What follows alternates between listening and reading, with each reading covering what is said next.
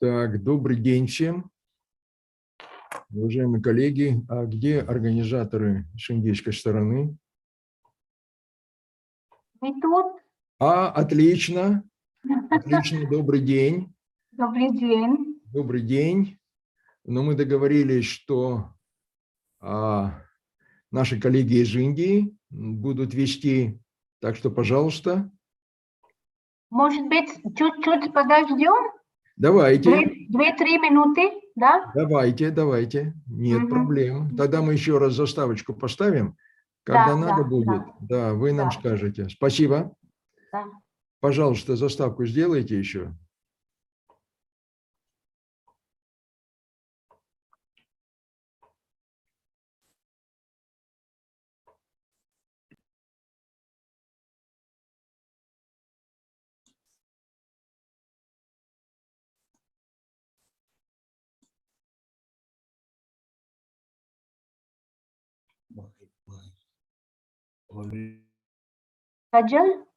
Sajal, you're there?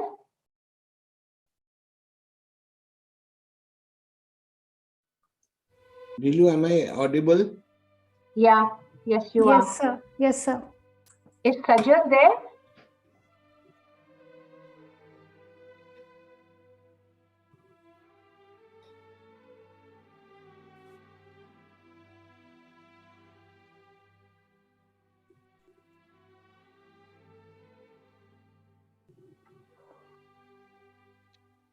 Is it okay now? Am I audible? Yes, sir. You're audible. Yes. Okay, fine. Actually, I was trying to connect through the mobile, but it's not happening. Fine. We'll go through this. Is there any song in the background going on? Okay. So here I start. Devalda, can I start? I think мы подождем еще минут 2-3 минуты. Хорошо. Можно, да? Хорошо.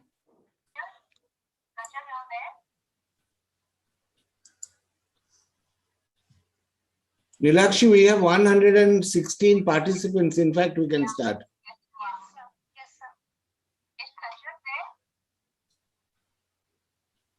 Yes.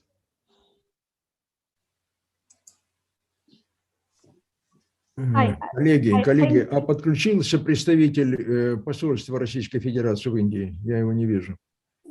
Да, он здесь с нами. Хорошо, спасибо.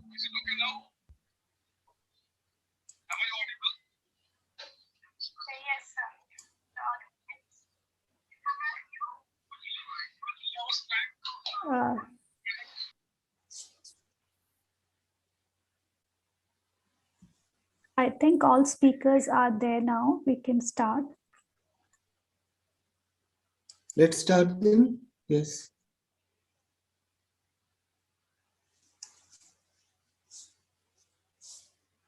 Sajal sir, unmute, please.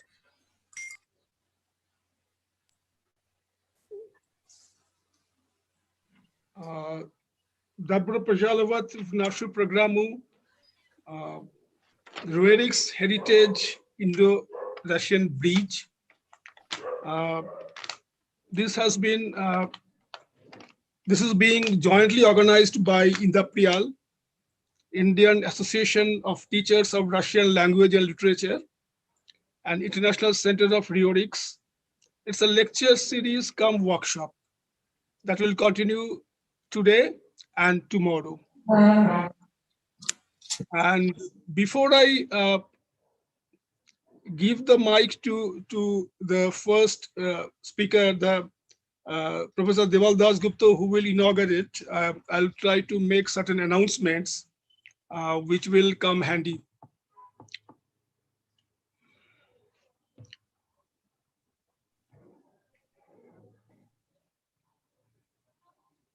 This is regarding the simultaneous translation of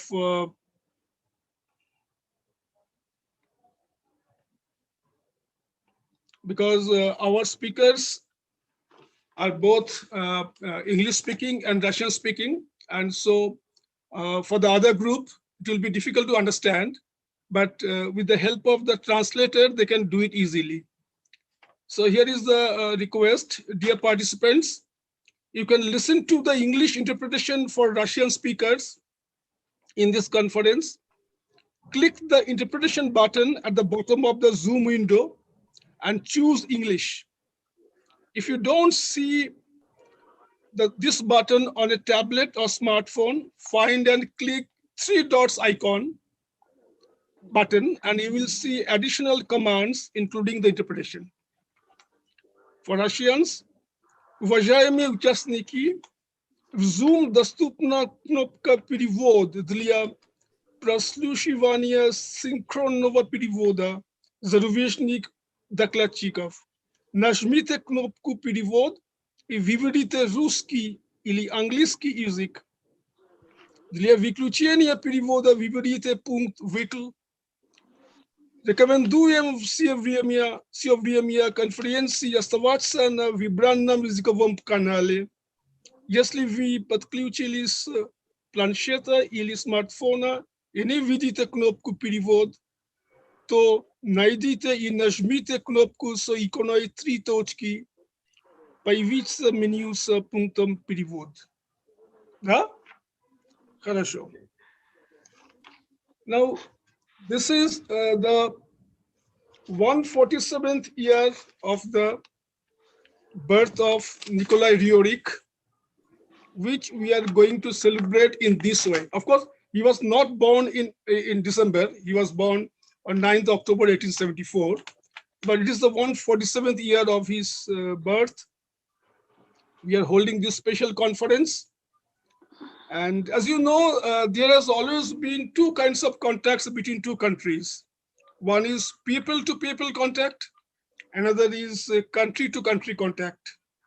And the contact that the Roerichs established is more spiritual and cultural in nature than otherwise.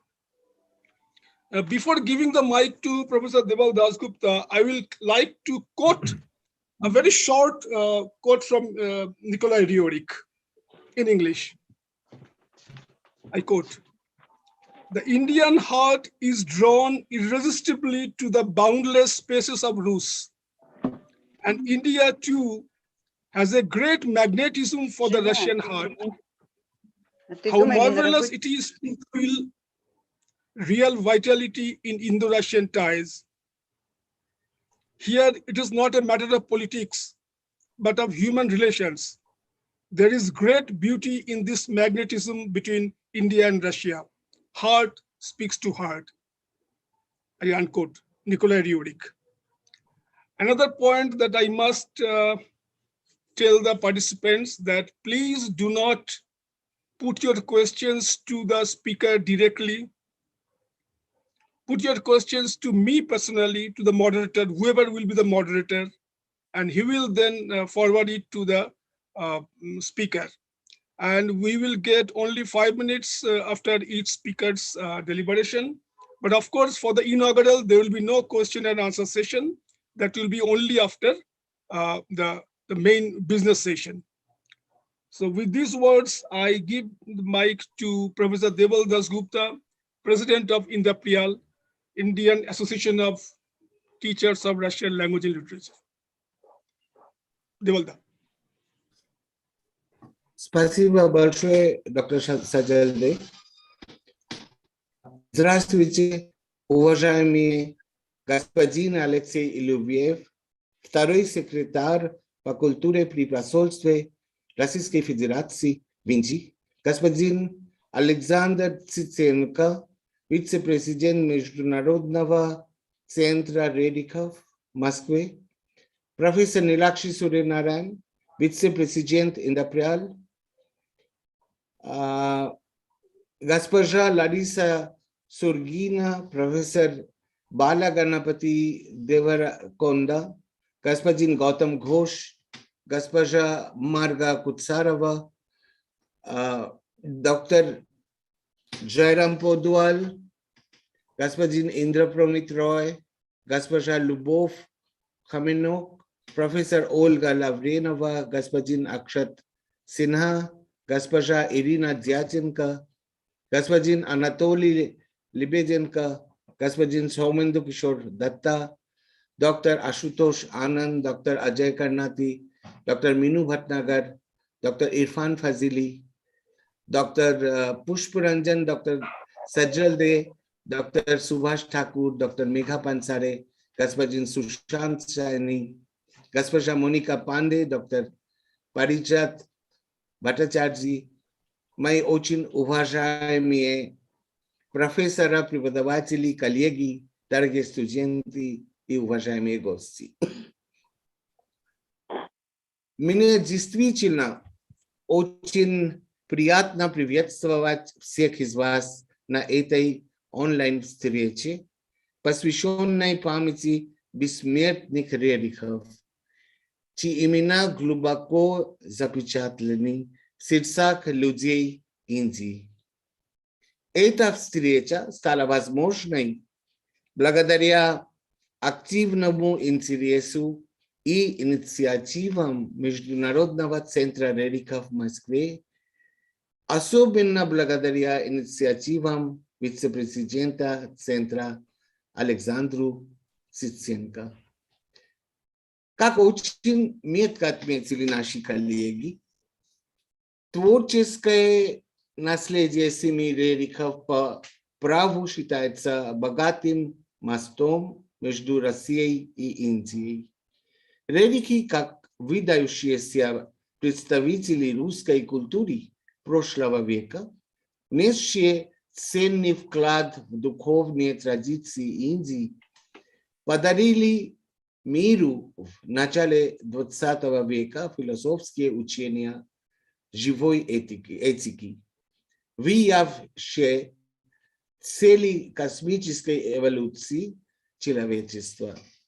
Благодаря этому произведения Николая и Святослава Рерихов отражают глубокие представления о мире и о человеке, напоминают нам об основах жизни, утверждая великие культурные ценности, объединяющие человечество в его вечном поиске красоты и гармонии. Ожидается и планируется обсудить ряд актуальных вопросов на этой конференции. В частности, некоторые из них являются художественный язык картин и литературных произведений Рерихов, творчество семьи Рерихов как моста между индийской и русской культурами, влияние индийской культуры и мысли на искусство Рерихов, влияние живописного наследия Рерихов на творчество индийских художников и картины Николая и Святослава Рерихов как визуализация философских идей живой этики, сочетающие вековые традиции Индии, буддийскую философию, веданту, идеи русского, космизма и другие. Индийская ассоциация преподавателей русского языка и литературы обязана способствовать развитию академического и культурного наследия между двумя великими странами – Индией и Россией. И эта встреча является еще одной скромной попыткой в этом направлении. Я с большой гордостью и радостью отмечаю неустанные усилия наших коллег Индо-Руссии и членов исполнительского совета и выражаю признательность нашему российскому коллеге господину Александру Циценко и его коллегам за представленную нам возможность увидеть этот день. Я прошу профессора Нилакши Суренарайна вице-президента Индо-Приал, который работал так упорно вместе с доктором Мину Бхатнагаром и другими из Индо-Приал для этой встречи, любезно председательствовать на сессиях в эти 2 дня, так как я нахожусь вдали от своего города в связи с некоторыми правительственными заданиями, и у меня очень мало выбора. Я благодарю вас всех. Спасибо вам большое.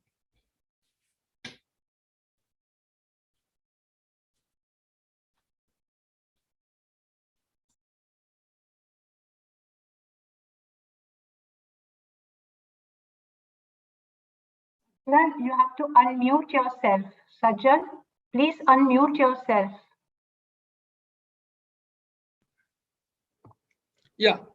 Спасибо большое, профессор Дасгупта, за ваши важные выступительные слова.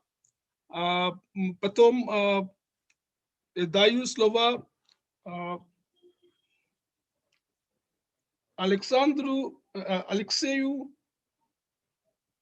Iluviev, Second Secretary Culture, the Embassy of Russian Federation, India. Господин Iluviev, пожалуйста. Он здесь? Да, пожалуйста. Please unmute. Please unmute.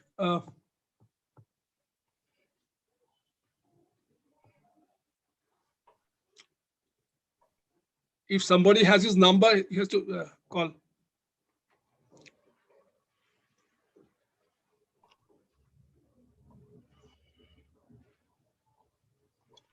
Yeah, that's what. He is also signing a problem, but he has to unmute.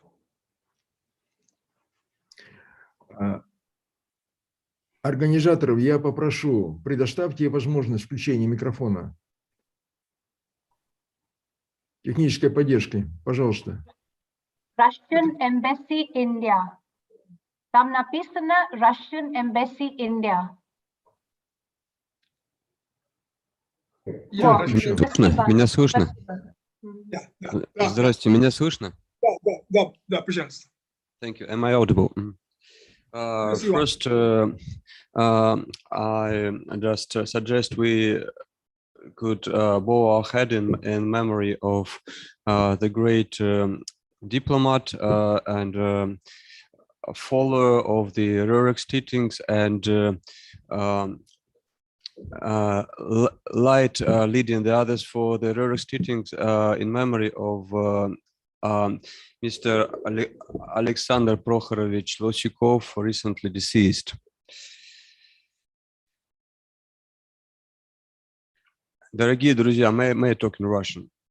Дорогие друзья, приветствуем участников сегодняшнего семинара, посвященного актуальности наследия Рерихов в 21 веке.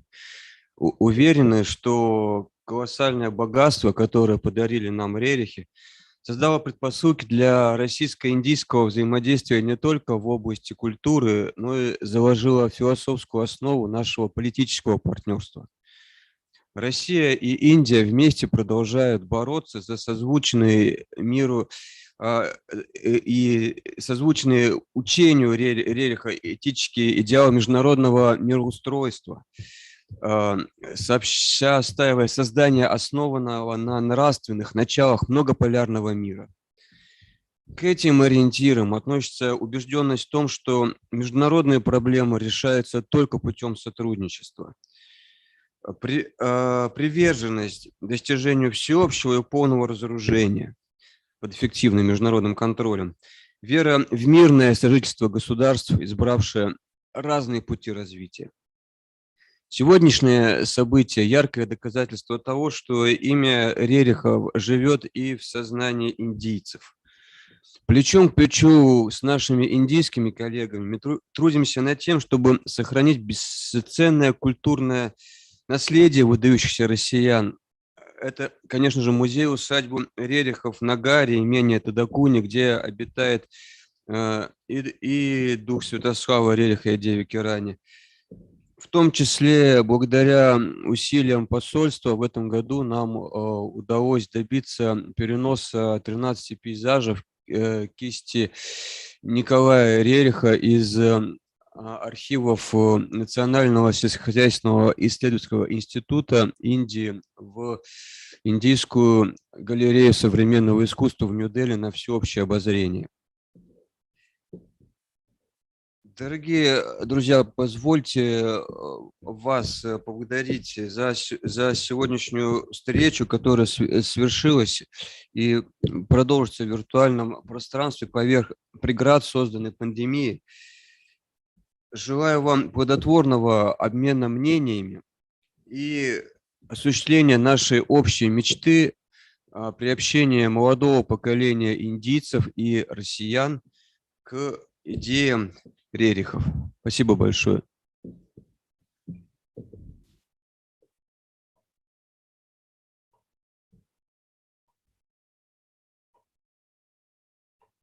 Ajal, you have to unmute.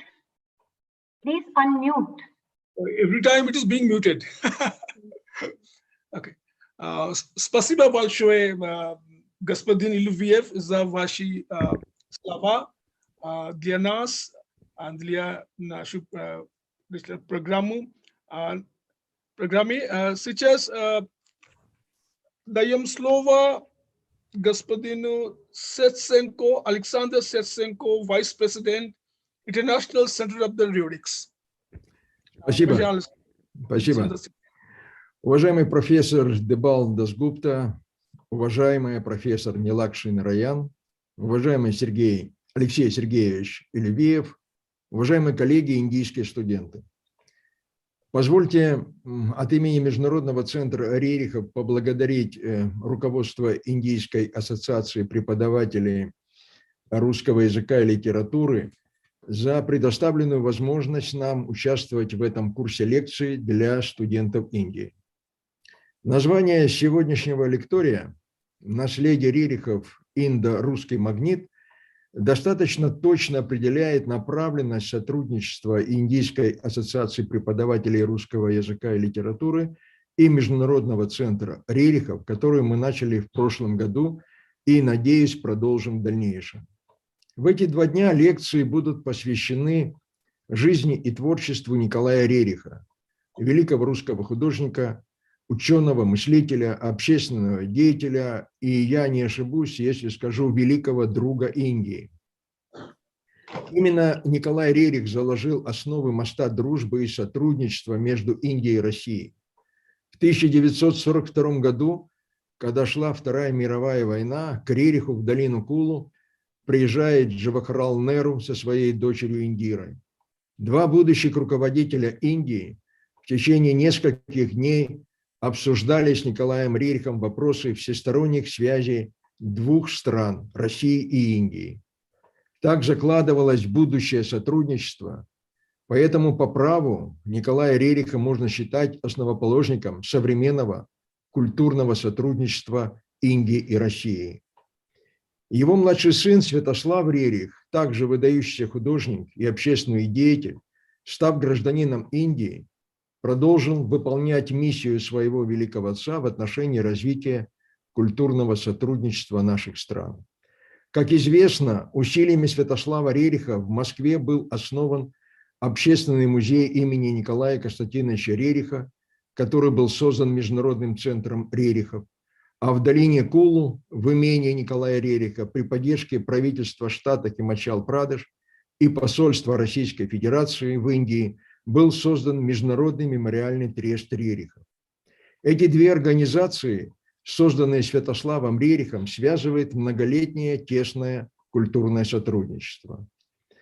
Важным шагом развития этого сотрудничества явился приезд делегации руководства Международного мемориального треста и штата Химачал-Прадеш в Москву в Общественный музей Международного центра Рерихов в октябре 2012 года и подписание между трестом и МЦР договора о досрочном сотрудничестве в направлении создания на территории Международного мемориального треста Рерихов музейно-научного комплекса международного уровня.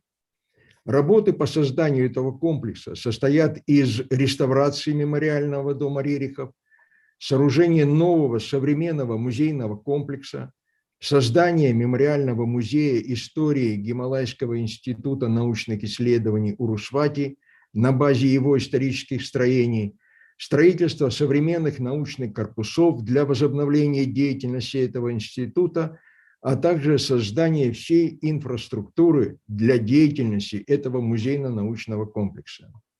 В 2013 году Международный Центр Рерихов на попечительском совете Международного мемориального треста Рерихов утвердил проект реставрации мемориального дома Рерихов, а в октябре 2018 года Международный Центр Рерихов на заседании попечительского совета треста в Шимле представил и сам проект создания музейно-научного комплекса, который получил высокую оценку со стороны руководства штата и треста. МЦР надеется, что общими усилиями мы сообща сможем осуществить этот проект. Поэтому наследие Рерихов действительно является индо-русским магнитом, который держит устои моста дружбы Индии и России. Сегодня и завтра сотрудники Международного центра Рерихов представят свои лекции, посвященные основным достижениям Николая Рериха и его супруги Елены Ивановны. Это создание учения живой этики, философии космической реальности, проведение грандиозной центральноазиатской экспедиции, создание института Урусвати, подписание Международного договора о защите культурного наследия человечества, известного под названием «Пакт Рериха», а также будут прочитана лекция о живописи Николая Рериха. Надеемся, что эти лекции раскроют вам новые грани творчества Николая Рериха. Благодарю вас за внимание и желаю успехов в нашей работе. Спасибо. Очень благодарю вас, господин Сетсенко, Александр Сетсенко, за информативную речь.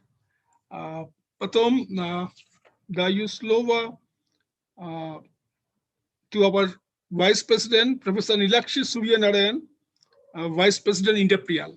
She will speak. Спасибо огромное.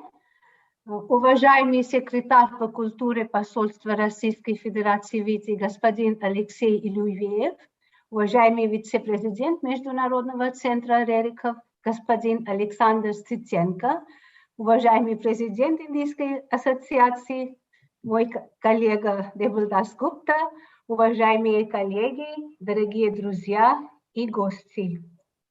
Как вице-президент Индо-Руссия, позвольте мне еще раз поприветствовать вас на этой двухдневной серии лекций. Многие из вас помнят, что в прошлом году мы отметили столетие выхода книги Елены Рерих «Живая этика», проведением международной научной конференции в сотрудничестве с Международным центром Рерихов в Москве. Конференция имела большой успех и возродила интерес к уникальной семье Рерихов и к огромному наследию, которое они оставили в области не только искусства и литературы, но также философии, педагогики и духовности. Поэтому в этом году мы решили вместо научной конференции организовать серию лекций для нашего молодого поколения, чтобы познакомить их с жизнью Николая и Елены Рерих. Мы попытаемся понять, что толкнуло их совершить такое трудное путешествие в Индию, что они искали в нашей стране и какое послание они хотели донести до нашего беспокойного мира через свои произведения. Мы, как ассоциация индийских преподавателей русского языка и литературы, считаем, что это не только честь, но и наш долг знакомить широкую общественность с великим наследием Рерихов, которое принадлежит не только России и Индии, но и всему миру. Поэтому мы решили пригласить на эти лекции широкую аудиторию, как студентов, изучающих русский язык, так и те, кто изучает философию, эстетику, искусство и литературу. Многие лекции будут прочитаны на английском языке. И, как мы уже говорили, благодаря нашим сотрудникам из Международного Центра Рерихова, синхронный перевод также будет доступен. Мы благодарны коллегам из Дели, Куллу, Вадодори, Колкатты, а также Болгарии и Москвы, которые согласились читать лекции на различные темы. Я уверена, что они вызовут большой интерес у наших слушателей. Итак, дорогие друзья и коллеги и студенты, я надеюсь, что мы все сможем извлечь пользу из этой интересной и разнообразной серии бесед о многогранной личности Рерихов и взять для себя что-то, над чем можно поразмыслить и что обогатит нашу жизнь даже сегодня. Спасибо за внимание и еще раз благодарю вас. Thank you, Professor Nilakshi Suryanarayan, Vice President Indo-Russian, for your wonderful talk. And with this, we finish the inaugural session. And right now, we will go for the business session where different papers will be read. And after that, some questions will be taken and discussed. And as I, once again, I remind the readers, please do not address your questions to the speaker. Please address it to me or whoever will be the moderator after me. And then he will contact the speakers and accordingly it will be done. So shall we take 5 minutes break before we start the business session or we will continue? No, please start. Okay, I think fine. we continue. There's no break. There's no break. Okay. Because one, okay, fine. Так, хорошо. Сейчас я даю слово, приглашаю господину Larisa Surgina, Russian curator of the International Roerichs Memorial Trust, Nagar Kulu. Приглашаю вас выступить с речью или выступить с докладом. Господина Лариса Сургина. Dear friends,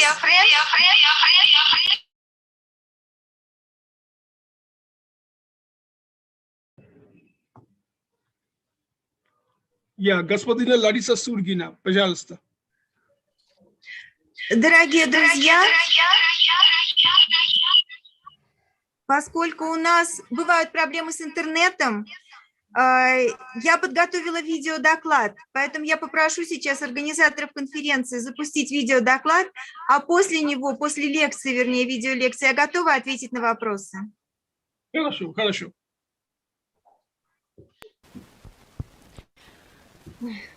Good afternoon, dear friends. I am greeting you from the Indian state Himachal Pradesh, from Himalayan Kulu Valley, where family of Russian artist Nicholas Roerich lived and worked in 1930s, 1940s. Nowadays, Roerich Estate is a museum complex and cultural center that is managed by the International Roerich Memorial Trust. I am Russian curator of the trust and have been working here on the direction from the International Center of the Roerich. I am working here together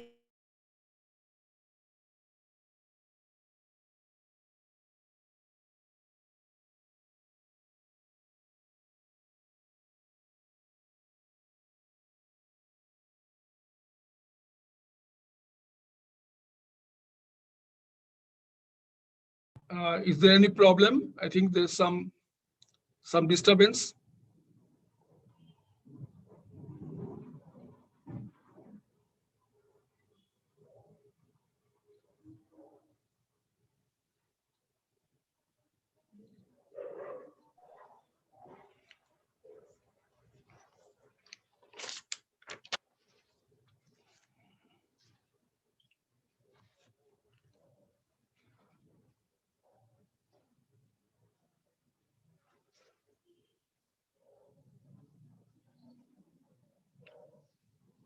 Larissa Surgina, I think it was not finished. Не закончился, нет? Коллеги, я I think прошу... there's some technical problem. I think it will get sorted out. Yeah. Okay. 1 second. Okay, fine. Good afternoon, dear friends. I am greeting you from the Indian state Himachal Pradesh, from Himalayan Kulu Valley, where family of Russian artist Nicholas Roerich lived and worked in 1930s, 1940s. Nowadays, Roerich Estate is a museum complex and cultural center that is managed by the International Roerich Memorial Trust. I am Russian curator of the trust and have been working here on the direction from the International Center of the Roerich. I am working here together with my Indian and Russian colleagues. A survey lecture dedicated to life and creative work of the Roerichs family, we will start at Samadhi place of Nicholas Roerich. A view of snow tops of Himalaya and sacred Kulu Valley opens from here. The sign on the memorial stone says, "The body of Maharishi Nicholas Roerich, a great friend of India, was consecrated to the fire on this place. Om Ram." Such distinguished title of Maharishi, the great man of wisdom, India gifted to the Russian artist not by coincidence. Nicholas Roerich, together with his wife Helena Roerich, happened to be connected with a group of Indian spiritual teachers, great souls, Mahatmas. In consequence of that extraordinary collaboration, the Roerichs brought to the world the teaching of the living ethics, or Agni Yoga, knowledge about real cosmos, cosmic laws, about a position of a person and the planet in the cosmic evolution. Collaboration with the spiritual teachers of India decided the whole life and creative work of Nicholas Roerich. He was a person of the widest diversity, a great artist, outstanding scholar, unique philosopher, famous traveler, and global-scale public figure. He created more than 7,000 paintings over his life, imprinting an amazing world of beauty and mystery. He led Central Asian expedition that, besides scientific and artistic purposes, had evolutionary tasks and was something similar to the great pilgrimages. He founded the world's first Himalayan research institute named Urusvati. He initiated and implemented the first international treaty on the protection of cultural property and raised over the planet the banner of peace, banner of culture. He became a great messenger of Russia to India, who put the interaction of Indian and Russian spiritual traditions to a new level, and started the life journey of the Russian Maharishi Nicholas Roerich in the very heart of Russia, in the city of St. Petersburg. St. Petersburg, amazing Russian city, city museum, city fairy tale. There are photos of famous architectural landmarks of St. Petersburg: the Kazan Cathedral, the Admiralty, the Winter Palace, the Academy of Arts, Bronze Horseman, a monument to Catherine the Great, Egyptian Sphinx, mosque minarets, bust of the great traveler Nikolai Przhevalsky. St. Petersburg unites different epochs and styles, the West and the East. Time has created high spirit and high culture in this city. It happened in this city, in this house, where at the end of the 19th century Nicholas Roerich was born. 42 years of his 73, Nicholas Roerich spent in St. Petersburg and forever kept in memory a spiritual connection with that wonderful city where his versatile talent was brought to light and got its voice. Already in early years, he was interested in everything that later became his lifelong work: archaeology and history, painting, the East, and especially India. These were the interests that came in the childhood and guided him in the life journey.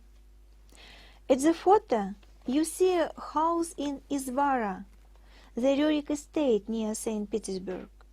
Exactly here, the boy first time heard magnetic word India.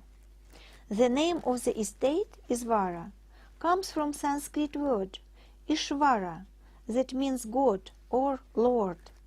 Many years later, Roerich would hear this from the great poet of India, Rabindranath Tagore. As legend said, an Indian Raja had lived near Izvara. There was an ancient painting in one of the Izvara's rooms, a mountain at sunset. In many years, the artist would see this landscape. It would be Kanchenjunga, the 5 treasures of high snow in Himalaya. Roerich would paint it at his pictures, would live at its foot, and see it through the window of his house. This house would be in far India. There were ancient mounds round Izvara, among fields and forests. At the age of 9, Nicholas Roerich carried out his first excavation. Archaeology would become his profession. He would participate in excavations firstly in the north of Russia, and then in Tibet and in the Indian Himalayas.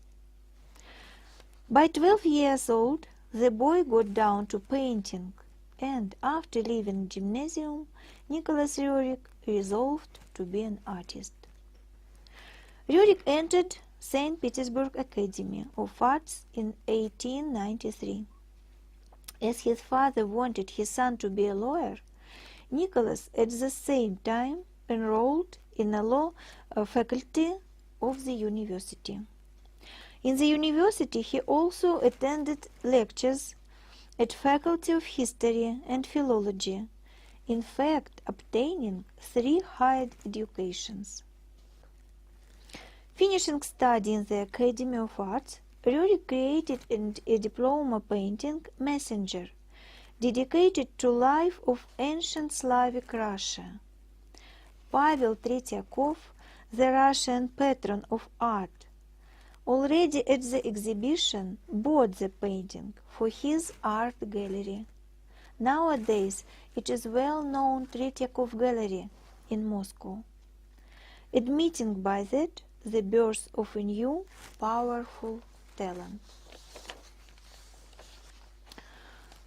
Roerich had a rare sense of history. His essays and paintings dedicated to distant past are so much real that feeling of presence appears in them. Forgotten life of the ancient land, its history and culture, arise in the paintings. It seems that Roerich painted it in the distant period of time, and he belonged to that time. Studying history, Roerich traveled over Russia a lot and carried out archaeological excavation. He depicted fortresses, cathedrals and monasteries, icons and fresco paintings that express authentic history of his nation. Thoughts about caring attitude to cultural heritage of Russia sounded in his article and essays. Those thoughts in future would be realized in the International Roerich Pact. Among well-defined, recognizable historical paintings, the artist created unusual, wandering pictures. It seemed they express not history, but legends about history. Book of Doves, Treasure of Angels, Foreign Lords. 3 mystic themes were traced in those paintings: the book, the stone, the masters, themes that would go through the life and creative work of the whole Roerich family. It would happen in far India, but in that time, as the artist wrote, these images hazily haunt my dreams. It is difficult to see landmarks of those ways in waking life. As many artists of that time, Roerich painted churches and cathedrals. The figure of the Russian Saint Sergius of Radonezh was especially interesting for the artist. In 14th century, in difficult for Russia time of Mongol-Tatar yoke, when the Russians had been living in fear for more than 1 century, exactly Sergius became the person who could unite the nation, raise its self-awareness, and boost the spirit of the people. At Roerich's painting, Sergius is staying on a hill. The Russian army is leaving for a battle with the enemy at the foot of the hill. It seemed to have been a kind of a silver ply connecting Roerich with the figure of Saint Sergius. There are 3 circles on the air in Sergius' hands. The sign would later appear on the Roerich's banner of peace. The image of Sergius can be recognized in a figure and face of the teacher, Guru, staying at the stairs carved in Himalaya. And one more painting, a small Russian church, chapel of Saint Sergius in Himalaya. Working for the good of Russia, Sergius saw the future. In India, he could be called Maharishi. Nicholas Roerich in his youth wrote fairy tales, and they had one curious specific. They came true years later. At the age of 18, finishing the gymnasium, he wrote children's fairy tale. It said about a beautiful princess who lived in a big city, and many bachelors, noble and rich, wanted to marry her. But she refused all proposals, and a singer came to her, and the king asked him what he could give to the princess except songs. The singer promised faith in herself and long journey, and princess liked the gifts. I want to believe in myself. I want to go far. I want to watch sunrise from a high mountain, said the princess.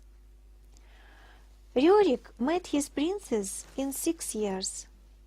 It was Helena Shaposhnikova, amazingly talented, singularly beautiful young woman. It was true that many bachelors, noble and rich, wanted to marry her, but Helena decided for some reason to marry only an artist. Helena Roerich was an unusual person. Already in her childhood, she showed a propensity for music, art, philosophy. She engrossed herself in Bhagavad Gita, books of great Indian philosophers Ramakrishna and Vivekananda. Everyone who knew her wrote about her intellect and kindness, nicety, and the spiritual power that she emanated. They married in 1901 and went together the whole life. In 40 years, already living in India, Roerich wrote, in Peter, in Scandinavia, in England, in America, and along the whole Asia, we were working, studying, expanding consciousness. We created together, and it has been said that creative works should have 2 names, male and female. There is a huge sense in the words created together. From the moment of marriage, Helena Roerich was behind every creative work of Nicholas Roerich, behind his paintings and trips. She was not only the wife, but the friend and the encourager. Soon that harmonic union would expand. They would have two sons, George and Svetoslav. George would become a scholar orientalist, knowing more than 35 languages. Svetoslav would be an artist. Both of them, having strong own personality, would follow their parents' focus of interests. The whole Roerich family would always work together, complementing and helping each other. Famousness of Nicholas Roerich was increasing year on year. Besides scientific, artistic, and public activities, he held administrative posts and was a director of the drawing school of the Society for the Encouragement of the Arts in St. Petersburg. He had a title of an academic of St. Petersburg Academy of Arts and Académie de Reims in France. He wrote and was published a lot, actively participated in exhibitions. In 1916, Nicholas Roerich had severe pneumonia and, in accordance with the doctor's advice, went to Karelia, to the north, with the family. In 1917, the revolution happened in Russia, and the Roerichs never came back to Russia. Why? India was waiting for them. Its call was powerful and irresistible.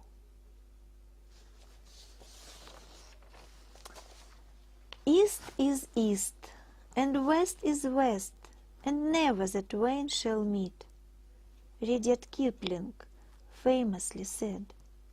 At the beginning of 20th century, many people agreed with him, except Nicholas Roerich. Nicholas Roerich would fight against this statement for his whole life.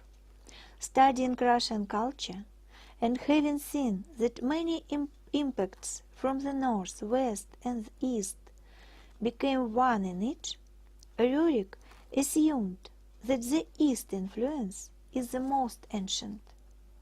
Might be exactly there, in the East, the source of both worlds' culture exists. In 1913, in Paris, Roerich visited an exhibition of Oriental art from private collections. He felt unaffected joy watching items, artifacts, and photos from India represented at the exhibition. All his theories about affinity of Russian and Indian cultures came true. Since then, he was dreaming about his soon expedition to India.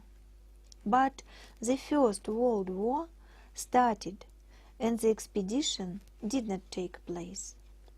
When the revolution happened, they understood that it would be impossible to get to India from Soviet Union, as India was English colony that time. That is why they delayed their return to the motherland. In 1919, they left for Scandinavia, then went to England, America, and France. Those years was a period of preparation to the main journey of their life, to India, to the East. During those years, some significant events happened in the Roerich's life. In London, capital of England, a remarkable meeting of Nicholas Roerich and Rabindranath Tagore occurred in 1920. That meeting was the start of their lifelong friendship. They were talking about Russia and India for a long time, deeply understanding each other.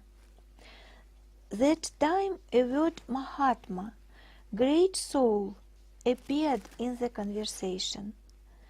The Roerichs had already known that word. It came to Helena Roerich in her dreams. It sounded in Nicholas Roerich's poems and paintings. Even before leaving Russia, Roerich wrote, "I make a deep bow to Indian teachers.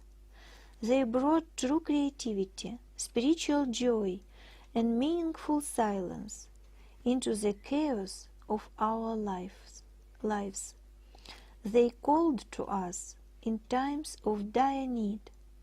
Their call was calm, persuasive, and full of wisdom."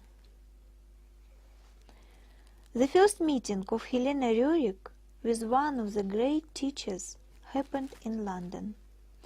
You see on the screen the photo of Mahatma Moria, presented to Helena Roerich by the teacher. That day, on the 24th of March 1920, she made the first record for the Living Ethics, or Agni Yoga, teaching about cosmic evolution of the humanity.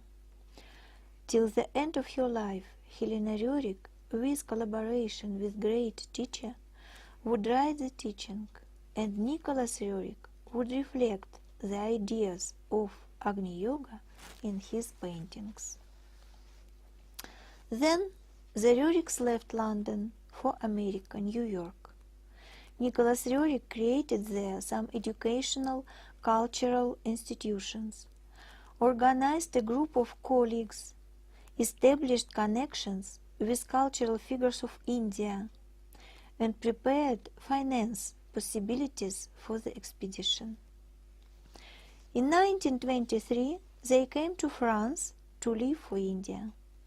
One more significant event happened in the Roerich's life in Paris. A parcel in the name of Roerich arrived to the Paris bank. There, in antique chest, was a fragment of cosmic meteorite, miracle stone. There are many legends about it in different countries. In India, this stone is known as Chintamani. Sviatoslav Roerich painted the chest with the stone on the portraits of Helena and Nicholas Roerichs. With that legendary stone, the Roerichs came to India and made the whole way of Central Asian expedition. The masters, the book, the sacred country, those dreams and legends that had appeared once in mystery paintings by Nicholas Roerich were becoming a reality. Life is turning to fairy tale, the artist wrote in one of his letters. Central Asian expedition became the climax in Nicholas Roerich's life. Leaving India in 1924, the caravan of the expedition went through China, Siberia, Mongolia, Tibet, and at the end of 1928 went back to India. The main members of the expedition were Nicholas Roerich, his wife Helena Roerich, and their elder son, scholar Orientalist George Roerich. The caravan got over 25,000 kilometers, ice-covered slopes and chasms on the way, sizzling sunshine and keen frost, force of nature and human aggression, not one struggle broke down moral courage of the travelers.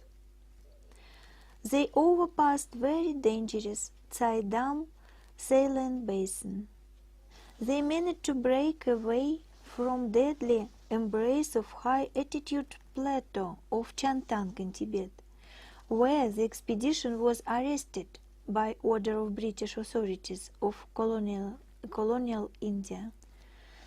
They realized an age-lasting desire of researchers of Asia to cross Tibet by a shortest way from the north, from the side of Siberia and Mongolia, to the south, to Himalaya. They were first who put many summits and passes on the map. They assembled huge scientific content, archaeological, ethnographical, geological, artistic collections. The findings and discoveries confirmed Roerichs' assurance that culture of the East and West had common the most ancient source, and this source was exactly in the East. Menhirs and petroglyphs that Roerichs described and painted at the roots of Altai, Mongolia, Tibet, Ladakh reminded to him similar monuments he saw in the north of Russia and in France, in North America and Scandinavia. The collection of animal-style objects that they gathered in Tibet reminded him those strange animals he saw at the walls of Russian cathedrals and churches, and then in Altai, Mongolia, Kashmir. King's palace in Kashmir was similar to Berendei Palace that he created in his youth for the performance Sacred Spring. And girls in Himalayan kingdom of Sikkim would come for New Year celebration in dresses reminding costumes of Snow Maiden. But if the oneness existed in the past, it is possible in the future, and each nation will bring its unique culture to this future. The expedition studied the richest spiritual heritage of Asian nations. Mystic world of the East, unknown in Europe, came into Roerichs' paintings of the series His Country, The Banner of the East, Maitreya. Legends about Shambhala appear in them. This sacred country is the only place on the planet where the heaven world connects the earthly world. High knowledge is kept there by Mahatmas, great wise men, wielding power of gods. At all times they send knowledge in the world with their messengers and co-workers. They send just that part of the knowledge that people's consciousness can understand at particular historical period. Stories about divine stone Chintamani that came from far star deal with the legends about the sacred country. A flake of the stone is traveling all over the world, appearing in one and another country on the cusp of great events. The Roerichs had already known that behind those legends was the reality of our planet. That reality appeared in unique text of Agni Yoga that brought a sacred message of future evolution from deepness of Asia to the world. I quote, "Their striving unites the Eastern disciples of Shambhala and the best minds of the West. We do not fear to look beyond outworn methods. How precious it is to ascertain that East and West are united in the name of free knowledge," wrote Nicholas Roerich.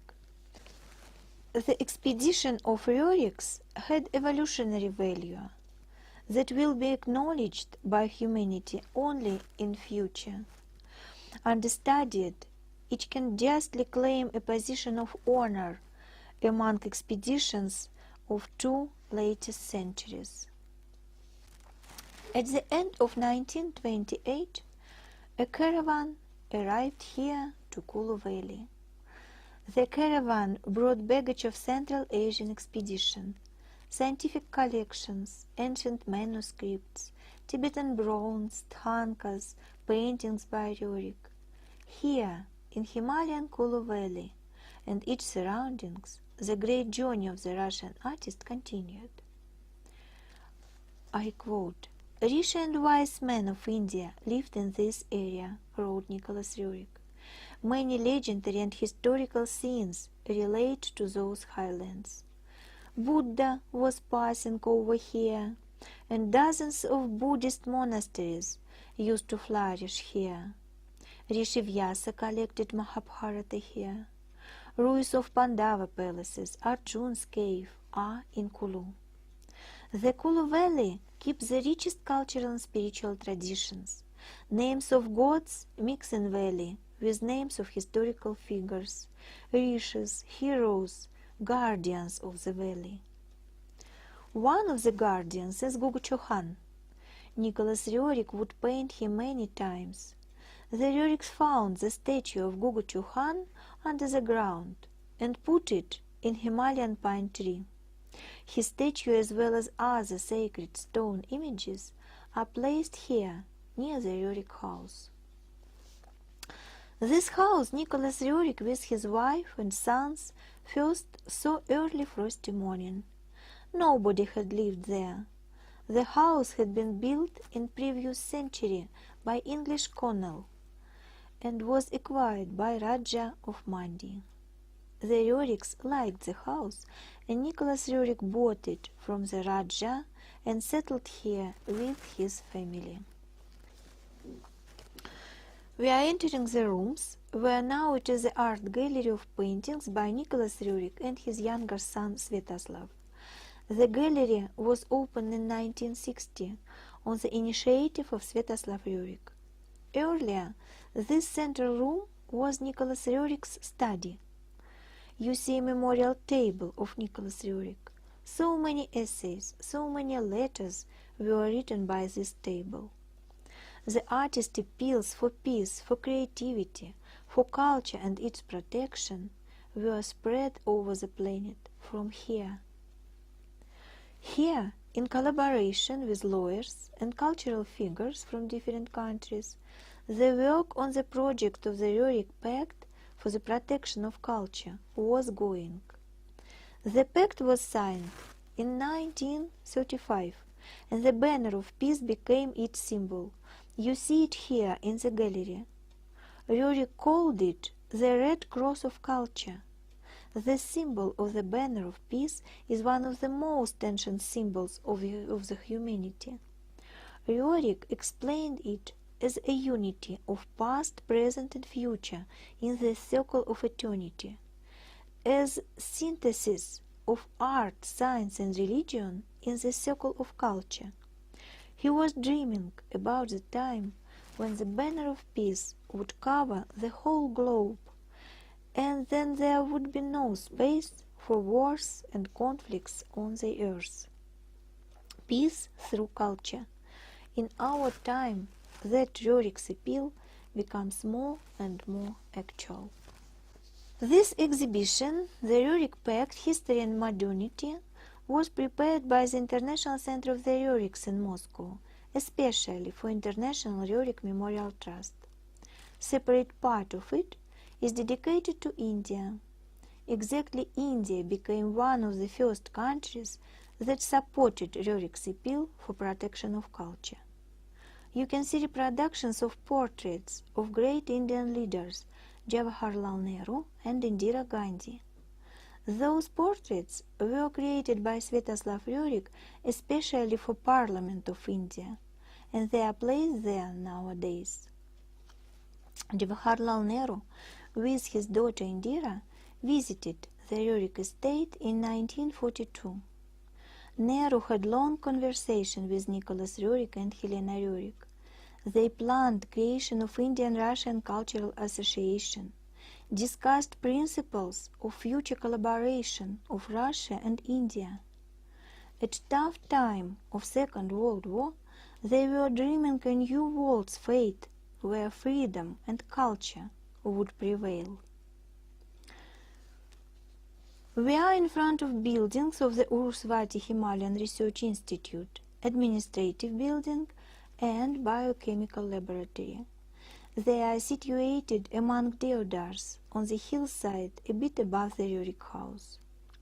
The institute was founded by the Roerichs shortly after the Central Asian expedition to study the richest scientific materials and collections gathered during the expedition. The name of the institute is symbolic. Urusvati in translation from Sanskrit means the light of the morning star.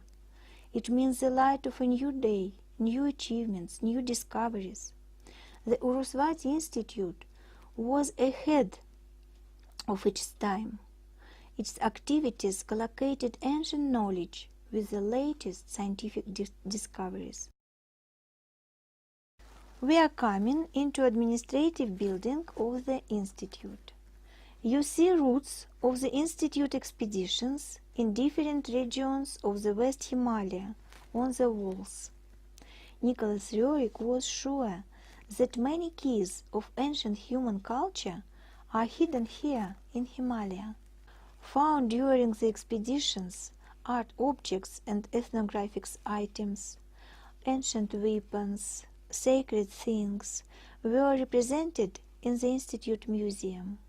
Nowadays, many of the objects you can see in the exhibition on the upper floor of the Institute. Some issues of Urusvati Journal published by the Institute are presented here in the display. George Roerich, the elder son of the Roerichs, was the director of the Institute. The exhibition of his study was created in the same way as it would be in the 1930s, when the Urusvati Institute flourished. Prominent Indian scholars, Tibetan lamas, famous scientists of Europe, America, and Soviet Union participated in the Institute performance. Some part of the Institute's equipment has survived to this day, as well as some collections, mineralogical, paleontological, fossils collections, zoological, ornithological. All members of the Roerichs family participated in the Institute activities. Thanks to leading scientific studies, the Institute became one of the outstanding institutions of that time. But at the end of 1930s, due to finance crisis and the Second World War coming, the Institute performance had to be put on hold. In the meantime, recovering of the Urusvati Institute is one of our common targets. Here in Kulu, Helena Roerich continued to work on the text of the Living Ethics or Agni Yoga, Philosophy of Cosmic Reality. We are in Helena Roerich's study. At that table, Helena Roerich did her wide correspondence, answering many different questions, explaining conceptual issues of living ethics, about arrangement of the universe, about cosmic laws, about single source of religions, and many others. It is interesting that Tibetan lamas who contacted the Roerichs during the expedition and their life in Kulu considered her as White Tara personification. In the room veranda adjoined to Helena Roerich's study, you see a reproduction of the triptych Fiat Rex, painted by Nicholas Roerich. Its central part is an image of the spiritual teacher of the Roerichs, Mahatma Moria. The Living Ethics was created in collaboration with him. All the most important evolutionary activities of the Roerichs were tightly connected with the great teacher. Central Asian expedition, creating of the Urusvati Institute, the Roerich Pact and the Banner of Peace, and even the Roerichs arriving to Kulu Valley. Nicholas Roerich continued to paint in Kulu. He remembered the ways of Central Asian expedition and painted Himalaya over and over again. He was said to have been the greatest singer of the sacred mountains. Years later, Indira Gandhi would say about the artist, his remarkable paintings, impressed by richness and light sense of color, and first of all, wonderfully deliver greatness of the Himalayan nature. Also, he, with his appearance and personality, seems to be kind of filled with the soul of great mountains.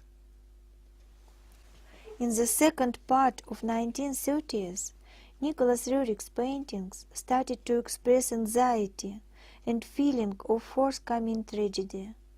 As he did before the First World War, he created this series of prophetic paintings: Alarm, Darkness, Sadness, The Tower of Terror, and again Alarm. Terror of fascism, catastrophe of war were about to come to the world, but the most terrible destiny was prepared for Russia. The theme of Russia, motherland, sounded louder and louder in the Roerichs art. When the war was over, it became clear that Roerich had been painting its history so clear that it looked like he saw what was happening and knew what would happen. In 1942, he created a picture victory almost 3 years before the real victory. The victory the world celebrated in May 1945. Roerich called this spring sacred. The Roerichs came to this happy day together with their motherland. They participated in the victory and came in by their activity and creativity, scientific, artistic, and spiritual. The war finished. The Roerichs' mission in India was about to be completed. In 1947, Roerich applied for a visa for entrance Soviet Union. The answer did not come. In 1947, India started its last step of the struggle for independence. Before leaving India, the English divided the country along religious lines, unleashing bloody discord.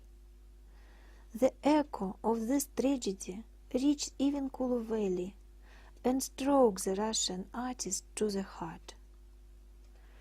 Nicholas Roerich passed away on the 13th of December 1947. The great journey of Russian Maharishi was over. Unfinished painting, command of the master, was left on the easel. There is an ancient Sanskrit conception, karma bhumi, a place of work, great achievements, and spiritual attainments as predetermined for a human being by destiny. Indian Kulu Valley became a true karma bhumi for Roerich and his family. After Nicholas Roerich's passing away, the Roerich family left Kulu Valley. Helena Roerich, with elder son George, did not await for permission to come back to Russia and moved to the eastern Himalaya in a small town of Kalimpong. There, Helena Roerich continued her work on the living ethics in a modest house of Kruketi estate. She passed away in 1955. Lamas cremated her and built a white stupa on the place of cremation. They made a sign at the stupa: Helena Roerich, the wife of Nicholas Roerich, thinker and writer, old friend of India. George Roerich achieved his parents' dream, and in 1957 he came back to Russia.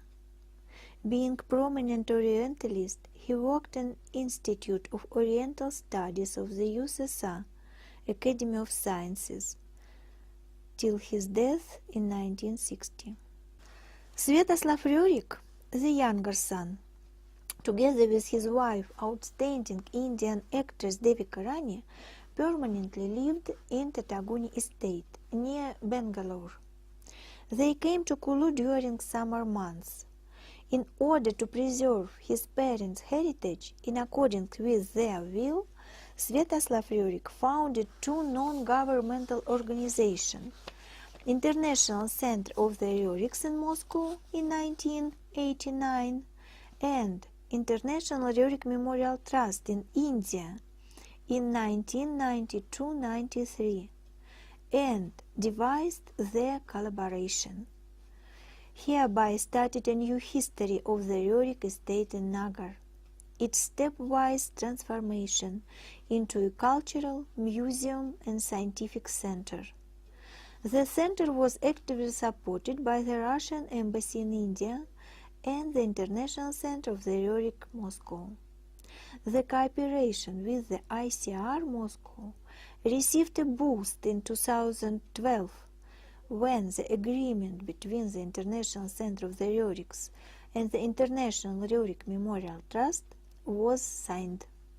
In cooperative work, festivals and celebrations, the ties of friendship and collaboration between our nations become stronger, and the Roerich estate becomes the focus of the Russian-Indian friendship. Estimating international value of creative work and significant achievements of the Roerichs family, the Commission of International Astronomical Union assigned a name of Roerich to one of minor planets.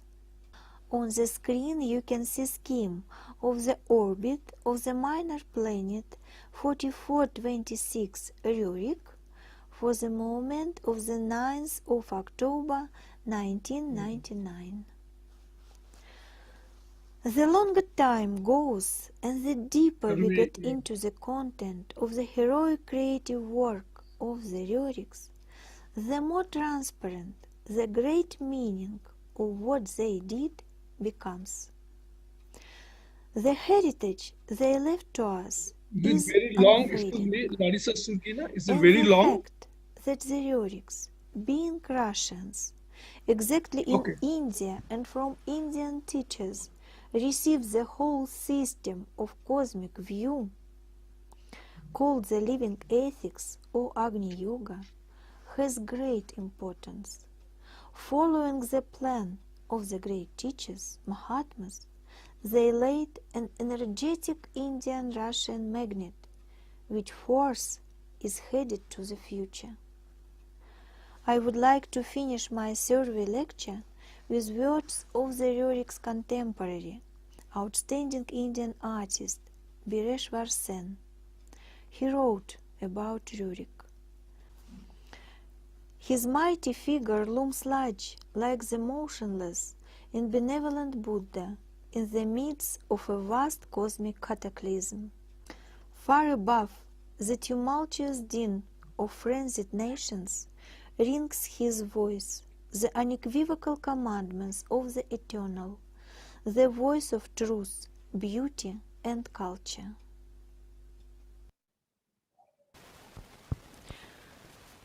Good afternoon, dear friends.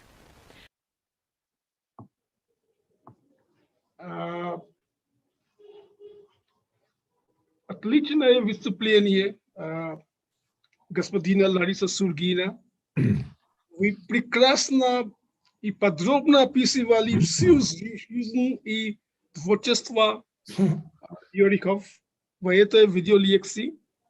Но у нас нет времени. Следующий докладчик. Еще раз я даю слово Alexandru Setsenko, Vice President of the International Center of the Roerichs, ICR. His topic is Nicholas Roerich's Central Asian Expedition, 1924 to 1928. But in the meantime, I just want to inform that our Professor Bal Ganapati Devarakonda could not come because of his personal problems. So he will not be available today. Instead of him, we are inviting Mr. Alexander Setsenko to deliver his lecture. Alexander Setsenko, пожалуйста. Благодарю вас, уважаемые коллеги. Сейчас, секунду, я включаю демонстрацию.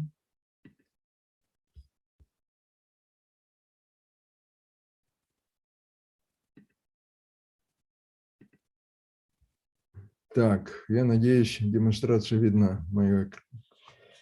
Итак, мой доклад, лекция «Центральноазиатская экспедиция Николая Рериха, 1924-1928 года». Центральноазиатская экспедиция является основным событием в деятельности Николая Константиновича Рериха. Ее результаты сыграли важную роль не только в истории XX века, но и продолжают оказывать свое влияние как на современную цивилизацию, так и на дальнейшую эволюцию человечества. Учитывая, что в одной лекции невозможно представить все грани этой грандиозной экспедиции, я вынужден буду ограничиться рассказом о целях, маршруте и некоторых достижениях Центральноазиатской экспедиции. В лекции использованы экспедиционные записи Николая Константиновича Рериха, фотографии экспедиции, а также материалы исследований Людмилы Васильевны Шапошниковой, известного индолога и выдающегося исследователя творческого наследия Рерихов. Ее фотографии, сделанные в ходе путешествия по Центральноазиатской экспедиции. В экспедиции участвовали Николай Константинович Рерих, его супруга Елена Ивановна Рерих и их старший сын Юрий Рерих. Святослав Рерих, младший сын, прошел с экспедицией только по начальному ее маршруту Сикиму. В дальнейшем, вернувшись в Америку, он отвечал за обеспечение экспедиции отца всем необходимым.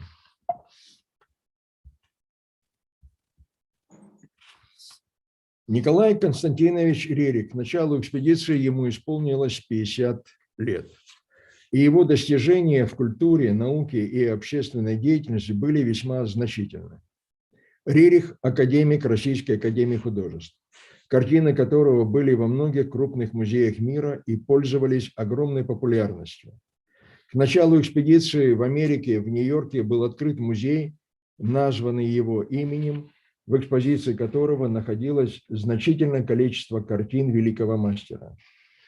Николай Константинович к этому времени был уже известным ученым, сделавшим важное открытие в науке. В археологии Рерих положил начало комплексного историко-культурного изучения русской старины на материалах, раскопках древних русских городов, Новгорода, Пскова и других. Так в одном человеке сочетался великий талант художника, удивительная прозорливость ученого и незаурядное предвидение мудреца. «Не знающий прошлого, – писал Николай Рерих в 1910 году, – не может думать о будущем. Народ должен знать свою историю, запечатленную в памятниках старины. Народ должен владеть всеми лучшими достижениями прошлых эпох. Мы должны с великим попечением изыскивать еще не тронутые варварской рукой древности и дать им значение, давно заслуженное». Конец цитаты. Мысль о единстве прошлого и будущего для Рериха ученого носила концептуальный характер. Эта мысль после экспедиции приведет Рериха ученого к новым открытиям. Елене Ивановне Рерих к началу экспедиции исполнилось 45 лет. К этому времени она, земная женщина, мать двоих детей, являлась сотрудницей космических иерархов, стоящих на страже эволюции земного человечества и способствующих этой эволюции. Рерихи называли их своими учителями. Именно они вели Рерихов по их жизненному пути. Все основные достижения Рерихов, в том числе и Центральноазиатская экспедиция, была связана с ними.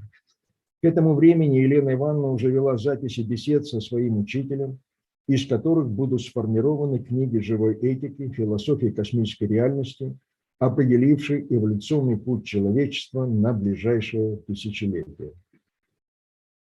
Юрию Рериху, старшему сыну Николая Константиновича Елены Ивановны, ко времени начала экспедиции исполнилось 22 года.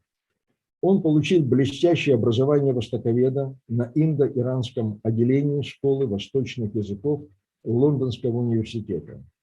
Юрий Рерих знал более 35 языков и наречий, поэтому в общении с населением, проживавшим на маршруте экспедиции, у Рерихов не было проблем. Знание военного дела, которое Юрий Рерих получил на военном отделении Парижского университета, в ходе экспедиции окажется чрезвычайно необходимым когда он будет неоднократно организовывать защиту экспедиции от нападения вооруженных бандформирований. Поэтому сын был незаменимым сотрудником и помощником своего отца на опасном маршруте экспедиции. Индия в жизни Рерихов сыграла роль целого культурно-исторического явления, которое синтезировало ранее накопленные знания и вывела их на более высокий планетарно-космический уровень. Во всей Индии, от Аполлонового юга до вознесенных Гималаев, писал Николай Рерих, живут знаки, о которых вы вспоминаете во всякой стране. Во всех них вы по справедливости воздадите почтение тонкости и возвышенности мысли. Любой индус, от самого ученого до самого простого кули, будет рад побеседовать о предметах высоких. Даже за короткое время вы поймете, что поверх личного быта, поверх общественности и государственности для индуса будут самыми значительными высокие духовные предметы. Конец цитаты. Такая удивительная духовность имела свои причины, пишет Людмила Васильевна Шапошникова. Время в Индии обладало своими особенностями. Бесследно исчезли с лица нашей планеты древние египтяне, шумеры, тольтеки, и лишь мертвые реликвии в сухой и выжженной земле напоминают о них. В Индии же память обо всех, кто когда-то прошел по ее древним дорогам, бьется горячей кровью в тех, кто живет теперь. Индия, как и любая другая страна, подверглась нашествиям, вторжениям и даже завоеваниям. Но в отличие от других, она довольно быстро ассимилировала культуру пришельцев, превращая ее в органическую часть уже сложившегося культурного комплекса. Конец цитаты. Николай Рерих с давних пор стремился в Индию. Она его интересовала в первую очередь как область интереснейших исторических исследований. Когда в России произошла революция, Рерих с семьей находился на лечении в Финляндии. Вскоре Финляндия провозгласила свою независимость и отделилась от России. Так Николай Рерих с семьей после своего выздоровления в 1919 году оказался за пределами России. Вскоре ему предложили провести свои выставки в Швеции, Дании, Англии и Соединенных Штатах Америки. Рерих принял это предложение. Теперь появилась возможность осуществить и давнюю мечту о поездке в Индию. В 1923 году Николай Рерих вместе с семьей прибыл во Францию, откуда из Марселя отплыл в Индию. 2 декабря Николай Константинович, Елена Ивановна, их сыновья Юрий и Святослав прибывают в Бомбей. Так заветная мечта начала осуществляться. Декабрь Индии и декабрь Рерихи провели путешествия по известным историческим местам Индии, ознакомились с древними пещерными комплексами Аджанты и Эллоры, посетили Джайпур, Амбер, Агру, Пахтепуру, Сикри, Дели, Бенарес, а также места, связанные с Буддой, Сарнатх и Гая. В завершение своего путешествия они прибыли в Дарджилинг. Вблизи этого города, в храме, стоящем на пути из монастыря в Гум, в Дарджилинг, у Николая Константиновича и Елены Ивановны состоялась вторая знаменательная встреча с великим учителем. Первая встреча произошла еще в Лондоне. После этих встреч вся дальнейшая деятельность Рерихов проходила под руководством учителя, который принадлежит к великому братству учителей, чье влияние прослеживается по всему рериховскому наследию. Безусловно, для Николая Константиновича, пишет Людмила Васильевна Шапошникова, общение с риши, учителями и мудрецами было самым важным в индийском периоде его творчества, и научного, и художественного. Это общение определило культурно-историческую позицию Рериха, сделало ее ясной и действенной. Понимая все значение Индии для мировой культуры и особенно России, он не ограничился исследованиями лишь общности древних корней Индии и России. Он как бы растворился в Индии, изучая ее народ, культуру, традиции, ее историю, которая привлекала его еще с молодых лет. По уровню знаний об этой стране он вполне мог считаться не только историком, но и востоковедом, или вернее индологом. Уровень его подготовки и знаний мог соперничать с канонизированными учеными. От последних его отличали знания не только теоретические, но и практические, что в то время в европейской науке было редкостью. Конец цитаты. Встреча в Дарджилинге определила цель и маршрут предстоящей экспедиции. Там же, в Дарджилинге, Николай Константинович начал подготовку к своей экспедиции. «Никакой музей, – пишет Николай Рерих в путевом дневнике, – никакая книга не дадут права изображать Азию и всякие другие страны, если вы их не видели своими глазами, если на месте не сделали хотя бы памятных заметок. Убедительность – это магическое качество творчества, необъяснимое словами, создается лишь наслоением истинных впечатлений действительности.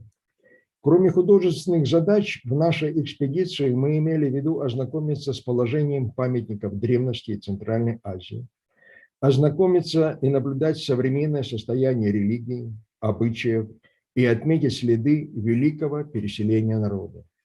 Эта последняя задача издавна была близка мне. Центральноазиатская экспедиция началась в 1924 году в Сикиме, небольшом королевстве по соседству с Британской Индией. Из Сикима маршрут экспедиции прошел через Индийское княжество Кашмир, затем через Ладак и Каракарум. Караван экспедиции прошел по китайскому Синьцзяну, пройдя по северо-западной части пустыни Такламакан. Продвигаясь по восточным склонам Тяньшаня, экспедиция в районе китайского города Урумчи пересекла границу Советской России и прибыла в Москву. Из Москвы экспедиция направилась в Сибирь, Алтай и через Бурятию в районе города Кяхты въехала в Монголию. Из нее через пустыню Гоби экспедиция вошла в Тибет и через малоизведанные Трансгималаи вновь прибыла в Дарджилинг.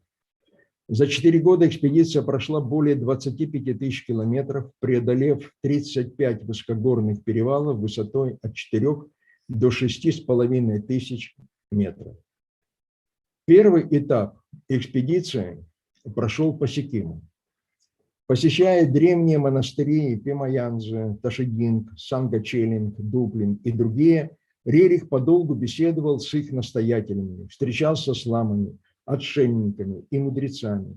Собирались древние легенды и сказания о священной Канченджанге, горе 5 сокровищ, о заповеданной стране Шамбаля. Все эти легенды и сказания чем-то напоминали уже слышанные в России легенды о Беловодье. Объездив многие древнерусские города, изучая сохранившиеся в них памятники архитектурного и деревянного зодчества и делая множество художественных зарисовок, Николай Рерих не мог не обратить внимания на сходство множества орнаментов и росписей в храмах Сикима с подобными росписями в русских храмах. «Вот они, – пишет Рерих в своем дневнике, – мои милые новгородские и ярославские дверки. Вот она, прекрасная фресковая живопись. Вот они, цветные орнаменты, обвившие все наличники оконцев и дверей. Вот те же согбенные спины богомольцев, преданных вере, и огни прилежных поношений». Конец цитаты. Многие легенды, услышанные на маршруте экспедиции, послужили основанием для написания прекрасных полотен. Еще один поворот к легенде, читаем мы в дневнике Николая Рериха. Около Фалюта на путях к Канченджанге растет драгоценное растение, черный аконит. Цветок его светится ночью, по этому свету и отыскивают это редкое растение. Легенда русского жарцвета, волшебного цветка, исполнение всех желаний ведет не к предрассудку, а в тот же родник, где скрыто еще так многое. Конец цитаты. В Сикиме Николай Рерих создал серию картин под названием «Его страна». В нее вошли следующие картины: «Жар-цвет», «Белый и горний», «Ведущая», «Жемчуг исканий», «Книга мудрости», «Недра», «Превыше гор», «Сожжение тьмы», «Сокровища мира», «Спешащие» и картины, которые в дальнейшем войдут в серию «Знамена Востока». «Матерь мира», «Знаки Христа», «Лао Цзы», «Дзон Капа», «Падма Самбхава», «Чаша Христа», «Змей древний». Пройдя по тем местам, по которым в свое время прошли великие учителя человечества, такие как Будда и Христос, Рерих по крупицам собирал давно забытые знания. 9 марта 1925 года экспедиция прибыла в Кашмир. Как и в Сикиме, пишет Николай Константинович, также и в Кашмире поражает духовная понятливость. Не успеете подумать, а уже собеседник делает соответствующий жест. И сколько добрых мыслей можно сеять этими струнами чутья. Конец цитаты. Изучая культуру, историю, обычаи и легенды народов на путях движения каравана экспедиции, Николай Константинович находил то, что объединяет народы. Это единство надежно сохранилось в культурных традициях. Его начало лежит в глубине веков, но тем не менее это единство культурных традиций проявляется в жизни и в быту народов, разделенных всевозможными преградами и десятками тысяч километров. Опытный глаз художника и чутье ученого позволили Николаю Рериху подметить сходство в искусстве русского и индийского народа, которое сохранилось до наших дней. В экспедиционный дневник Николай Рерих записывает: пузатые белые колонки, мелкая роспись орнаментов, крутые каменные лестницы, золоченая крыша храма, скрипучие расписные ставни окон, заржавелые замки, низкие дверцы с поклоном, резные балюстрады, покосившиеся плиты каменных полов, запах старого лака, мелкие стекла оконцев. Где же мы? В Ростовском Кремле, в Суздальских монастырях, в Ярославских храмах? Это главный храм Махараджи Кашмира. Но не только это сходство интересовало Рериха. В его дневнике мы находим и такую запись. Цитирую. В характере храмов и мечетей, в угловых резных драконах, в шатровой четырехскатной вышке неожиданно сочетание деревянных церквей Норвегии и китайских пагод. Из одного колодца почерпнута романская химера, звериный орнамент Алтая и зверьки китайского Туркестана и Китая. Сибирские пути народов далеко вынесли одинаковый смысл украшений. Конец цитаты. Эти научные наблюдения приведут Николая Константиновича к выводу о едином источнике всех культур, которые получали свое развитие в далекие исторические времена через великие переселения народов. В Кашмире у Николая Рериха оформилось название серии картин, посвященных великим учителям человечества. Он начал рисовать в Сикиме, и эта серия получила название «Знамена Востока». Кроме 7 картин, созданных в Сикиме, в нее вошло еще 12 великолепных полотен.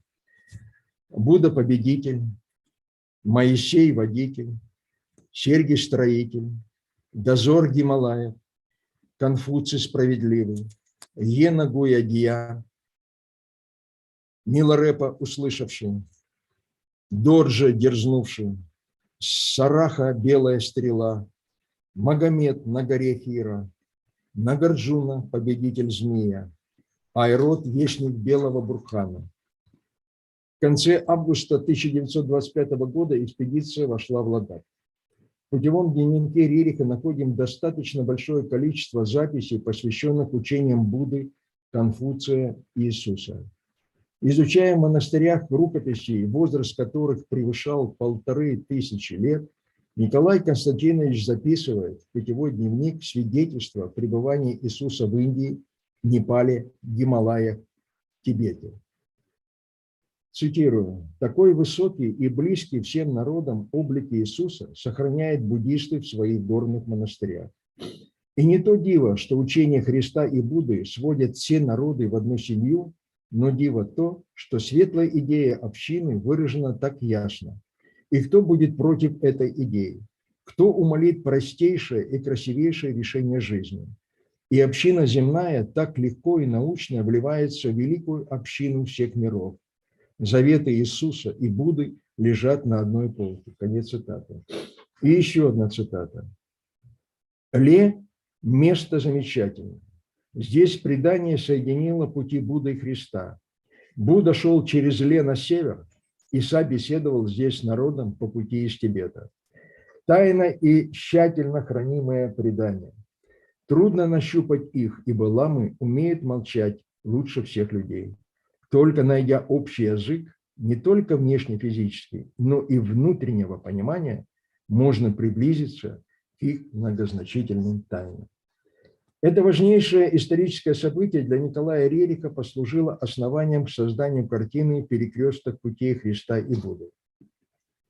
Сюжет этой картины не был придуман Николаем Константиновичем. В знак особого почитания этого места, в котором произошло пересечение путей Христа и Будды, в былые времена была установлена ступа. Фотография экспедиции служит подтверждением сказанному. Людмила Васильевна Шапошникова, пройдя этим маршрутом Центральной азиатской экспедиции в 1979 году, также сделала фотографии этой ступы.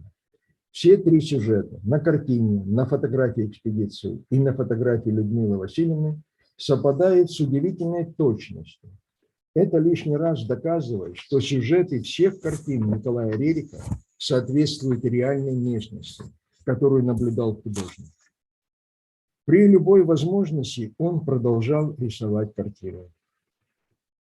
Не хочется давать здешним изображениям этнографический или географический характер, делая запись в своем дневнике Николай Константинович. Пусть они идут как знамена, святыми и твердыми. Пусть своим общим тоном героизма и подвига они скажут об этом крае. Конец цитаты. Осенью 1925 года экспедиционный караван вышел из столицы Ладакале и за 12 дней, преодолев 5 высокогорных перевалов Каракарума, спустился на равнину. После обледеневших и отвесных скал и метелей на перевалах Гималая караван экспедиции вышел на огромную равнину Азии, на которой начиналась великая пустыня Такламакан. 28 сентября 1925 года Николай Рерих делает следующую запись в дневнике. Цитирую. Елена Ивановна Рерих все 10 дней на коне. Она не любит малых решений. Никогда верхом не ездила, а тут сразу верхом через Каракарум. И всегда бодра и готова первая. Даже колено, поврежденное в Кашмире, как-то затихло. Прямо удивительно. Конец цитаты. 2 октября снова запись Елене Ивановне. Цитирую. Елена Ивановна едет, не слезая с коня, более 13 часов. Значит, обычная так называемая усталость побеждается чем-то иным, более сильным. Конец цитаты. Супруга Николая Рериха, Елена Ивановна, во всем была его верным и надежным помощником. Она героически приносила все тяготы и лишения долгого и опасного пути экспедиции. 8 октября Николай Рерих делает следующую запись. Задумана серия картин Майтрея. А в конце ноября Николай Константинович отмечает в дневнике, что эта серия завершена. Цитирую. Серия Майтрея сложилась из 7 частей. Конец цитаты. Невероятно, но за 2 месяца Николай Рерих нарисовал 7 прекрасных полотен. Шамбала идет, конь счастья, твердыни стен, знамя грядущего, мощь пещер, шепоты пустыни, Майтрея победитель.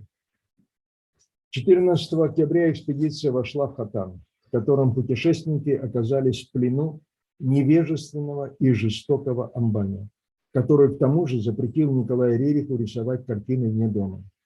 Вот как Николай Константинович описывает в экспедиционном дневнике условия жизни в Хотане. Цитирую. Становится еще раз ясно, что жизнь, подобная жизни Хотана, существовать не должна. Подумайте, жизнь 100 тысяч людей превращена в беспросветную тьму.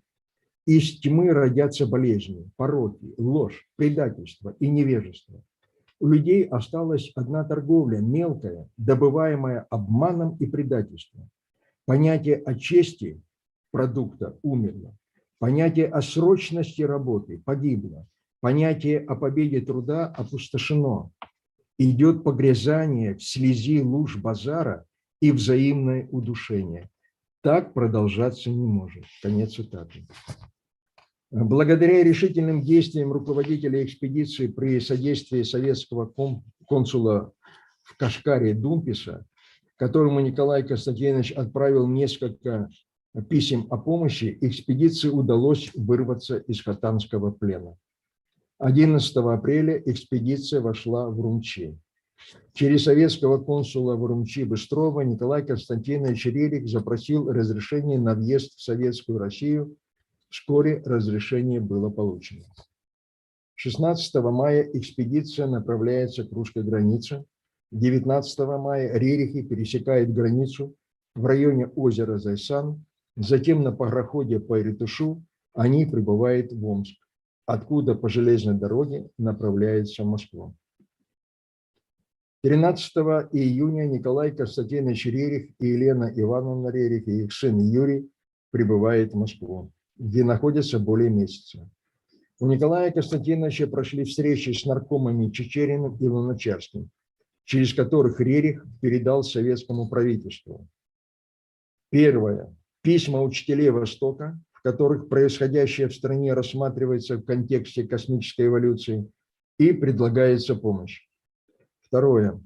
Ларец со священной землей Гималаев на могилу Владимира Ильича Ленина. И 7 картин серии Майтрея, а также еще 2 картины «Красные кони» и «Гора Ленина». В Москве Рерихи планировали издать рукопись «Община» из учения живой этики, но им такую возможность не дали. А предложение о помощи руководством страны было отвергнуто.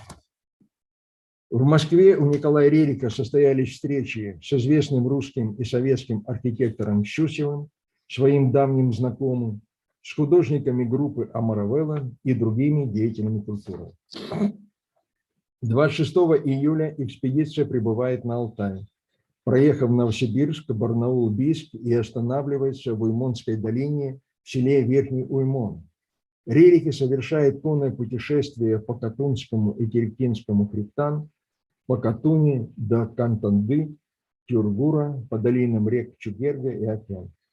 Они продолжили свою научную работу, собирали минералы, интересовались целебными травами, обследовали древние захоронения, собирали местные легенды и сказания. Николай Константинович дополнительно делал эскизы к своим будущим картинам. Легенды о белоснежной горе Белуха были таинственные и загадочные.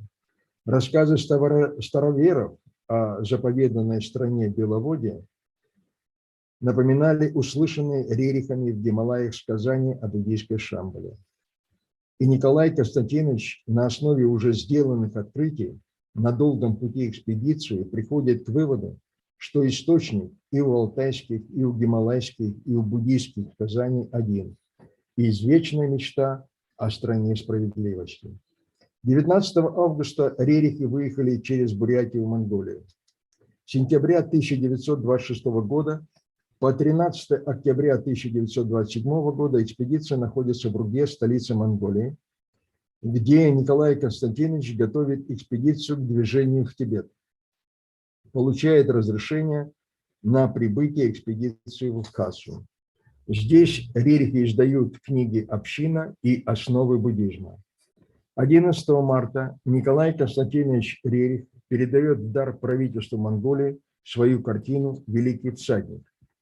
К экспедиции присоединяется доктор экспедиции Рябинин, Портнягин, который заведовал транспортом, и помощница Елены Ивановны, сестры-сироты Людмила и Ираида Богданова. 29 марта супруги Лихтман, сотрудники Нью-Йоркского музея Николая Рериха, доставляют в Ургу продовольствие для экспедиции, снаряжение и медикаменты. Николай Константинович отправляет с ними в Нью-Йорк картины, написанные на маршруте.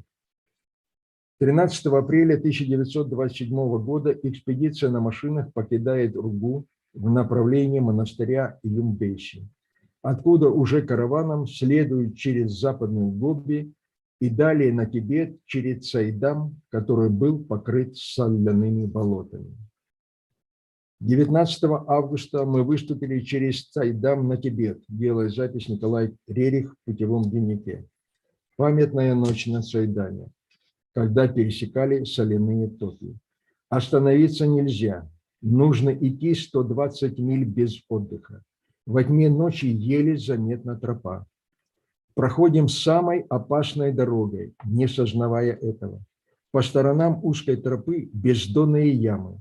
Неверный шаг, и вернуться нельзя. Трудно, но зато Цайдам пересечем в новом, кратчайшем направлении. Много неточностей в картах. Конец цитаты. У Шрагола экспедиционный лагерь смыло селевым потоком. В результате погибли некоторые коллекции и часть экспедиционного каравана. В сентябре экспедиция подошла к Тибету и 2-4 октября преодолела перевал Тангла. 6 октября по распоряжению тибетских властей караван экспедиции был остановлен отрядом тибетских солдат на плато Чантан. У Рерихов отобрали паспорта. Пришлось разбивать незапланированный лагерь. Экспедицию не пропустили ни в Лхасу, ни даже в Накчу, а оставили в летних палатках зимовать на высокогорном плато. Морозы во время ураганных ветров превышали 60 градусов.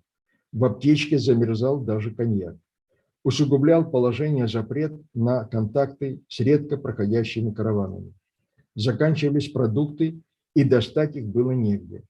Тибетская стража запрещала покупать продовольствие у местных кочевников.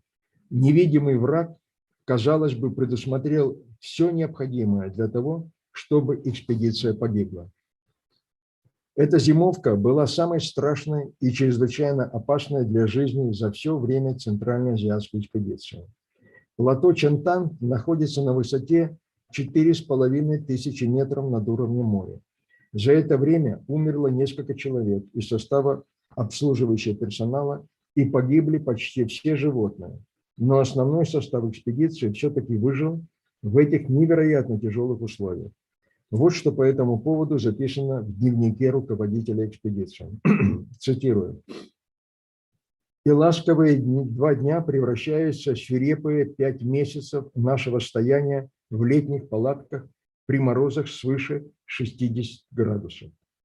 При ураганных ветрах на высоте 15 тысяч футов, это примерно 4600 метров, оставлен с нами всегда пьяный майор и дикие оборванцы-солдаты. Запрещено говорить с проходящими караванами. Запрещено покупать пищу у населения. Медленно погибает караван. Каждый день у палаток новые трупы, и стаи диких псов шумно делят свою новую трапезу. Из 104 караванных животных погибает 90. Умерло 5 человек, 3 монгольских ламы и 2 тибетца. Малонов отекает от сердечных припадков и, наконец, тоже умирает. Жена, представленная к нам майора, заболевает воспалением легких и умирает. Грифы и орлы спорят со стаями собак о добыче. Конец цитаты. Спустя 40 лет, когда будет снят гриф секретности из британского архива, станет известен виновник этой трагедии. Им оказалась британская разведка, которой в Индии руководил резидент Бейли. Это он заставил тибетские власти обречь экспедицию фактически на вымирание. Ранее им же через своих подчиненных в Кашмире и Синьцзяне были причинены многие другие неприятности. Нападение на караван, арест экспедиции в Хатане и другие.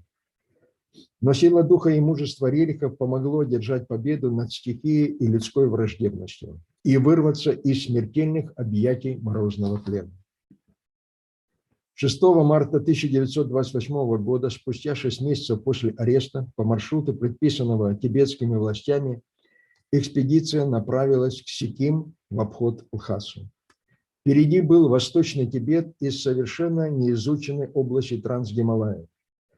Караван прошел кружным путем через Трансгималай, через область Великих озер на Брахмапутру, через неотмеченные на карте перевалы высотой около 6300 метров. 24 марта Центральная азиатская экспедиция вошла в Ганток, столицу Сикима. В тот же день Николай Константинович отправил телеграмму в Нью-Йоркский музей такого содержания. Цитирую. «Экспедиция Николая Рерихова после огромных трудностей достигла Гималая. Таким образом, завершилась крупная экспедиция в Центральную Азию. Собрано много научного материала и написано много книг». Конец цитаты. 26 мая экспедиция прибыла в Дарджилинг.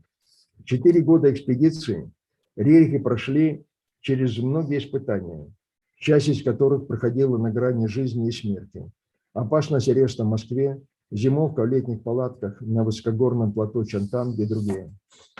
Центральноазиатская экспедиция Николая Рерихова внесла значительный вклад в развитие многих направлений научной мысли человечества.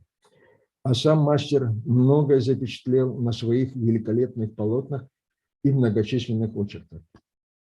Собранный научный материал позволил по-новому взглянуть на те культурно-исторические проблемы, которые связаны с миграциями древних народов, с развитием различных религиозных верований и их современным состоянием.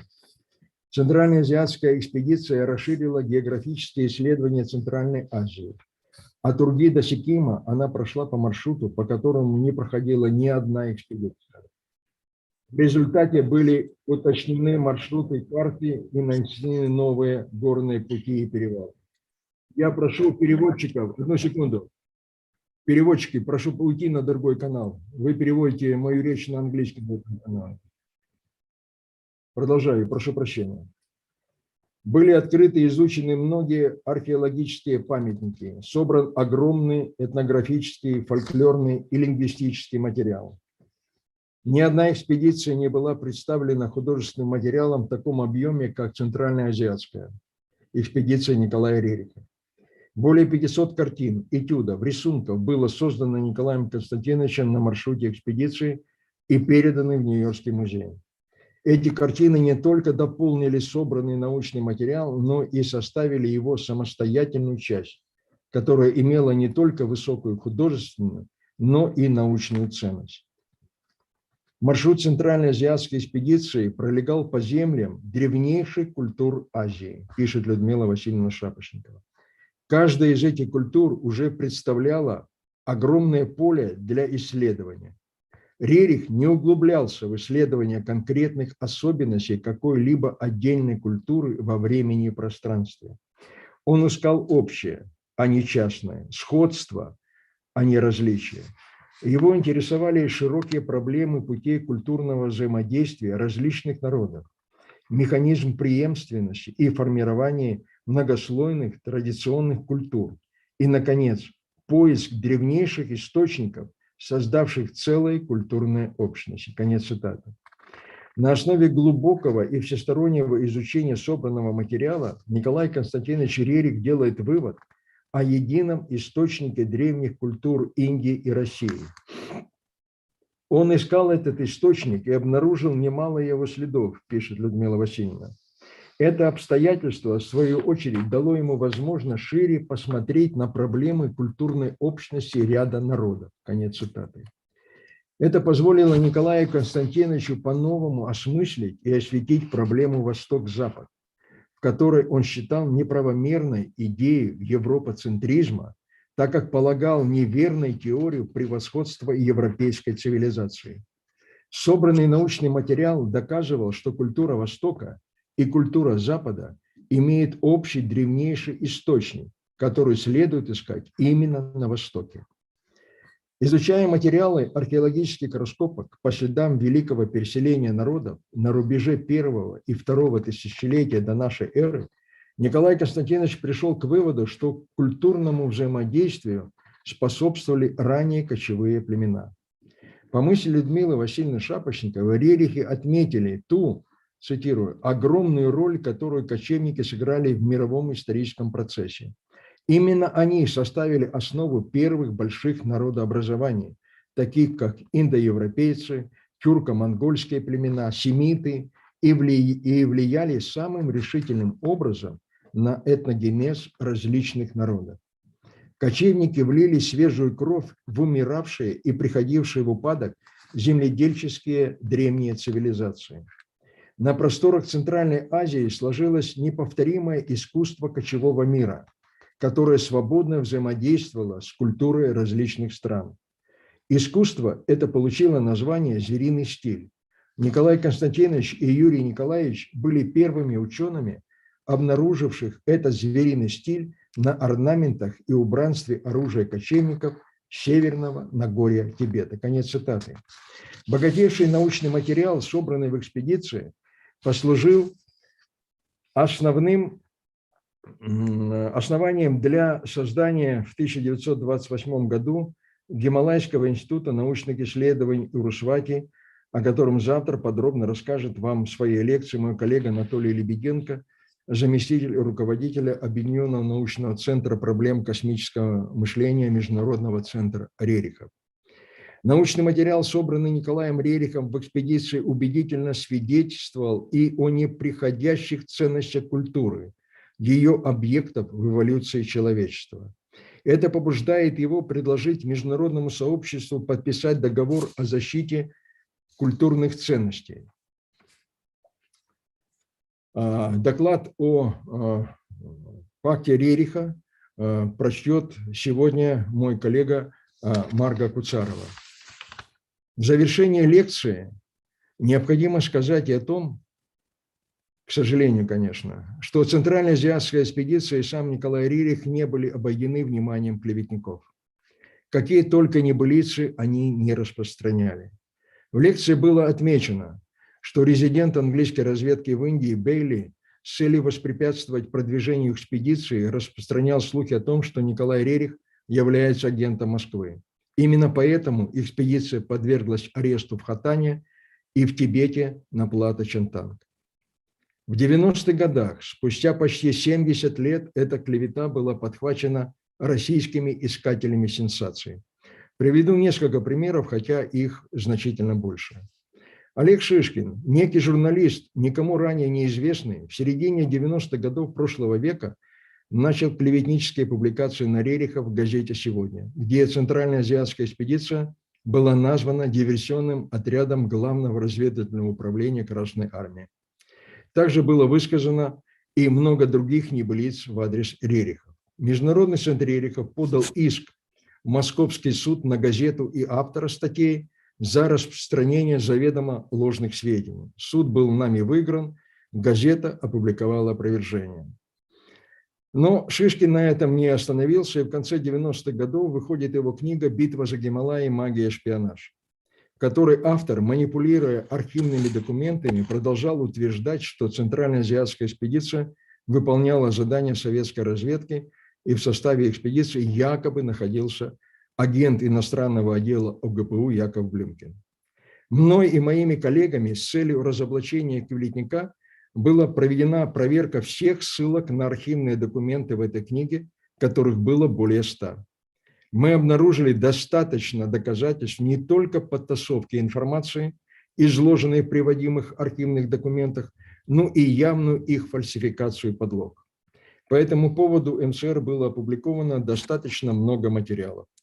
Но возбудить уголовное дело против клеветника нам пока, к сожалению, не удалось, так как в России у него оказались сильные покровители. Другой представитель этой когорты, сотрудник Государственного музея Востока Владимир Росов в своей книге «Николай Рерих. Вестник Звенигорода», а затем и в докторской диссертации, грубо и невежественно исказил великий образ Николая Рериха, представив его политическим авантюристом, который якобы стремился разжечь религиозную войну в Тибете и на просторах Средней Азии создать независимое государство за счет территорий других стран.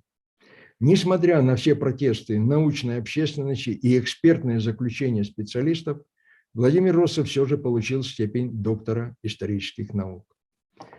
К сожалению, такие негативные тенденции против новых знаний, которые Рерихи принесли миру, мы пока еще наблюдаем в нашей стране. Благодарю вас за внимание. Спасибо.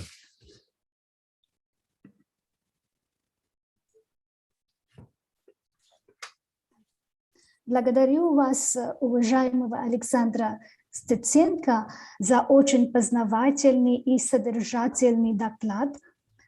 Мы действительно получили очень ценную информацию о центральноазиатской экспедиции и деятельности Николая Рериха.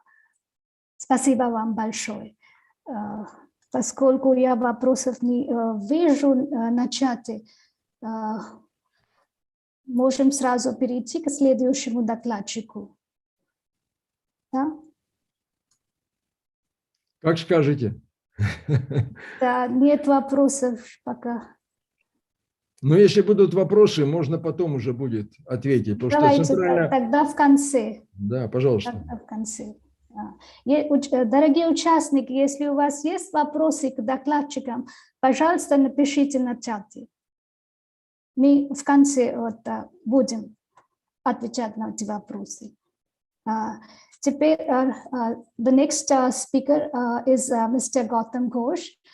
It's my absolute pleasure to invite Mr. Gautam Ghosh, Senior Executive and Program Officer, Russian Science Center for Science and Culture, Gorky, Southern Calcutta. He will be presenting his paper on Roerichs, India, Beyond Times. May I now give the floor to Mr. Gautam Ghosh. Thank you very much. At the very outset, I would like to thank the organizers for giving me an opportunity to speak here on occasion of the 147th birth anniversary of Nikolai Roerich, who was a great pioneer in the path of Indo-Russian friendship. I will read out from the pages. Russia and India have had cultural bondage since time immemorial. The powerful spiritual and cultural magnets of the universe have attracted two friendly nations to each other across the boundaries through the passage of time. Our bondage of friendship is time-tested and unique. This wonderful relationship is based on mutual trust and a feeling of kinship. This bright canvas of history is illuminated for centuries with a brilliant, colorful contribution by the millions of people of both the countries. While most of them are not well known, many are eminent and known to the world by their own grace. Among them was Nikolai Konstantinovich Roerich and his family. He was the first Russian ambassador of beauty who brought to India the immortal message of art. We are grateful to him for his inspiring thoughts and devoted sincere cooperation in bringing the souls of Russia and India closer.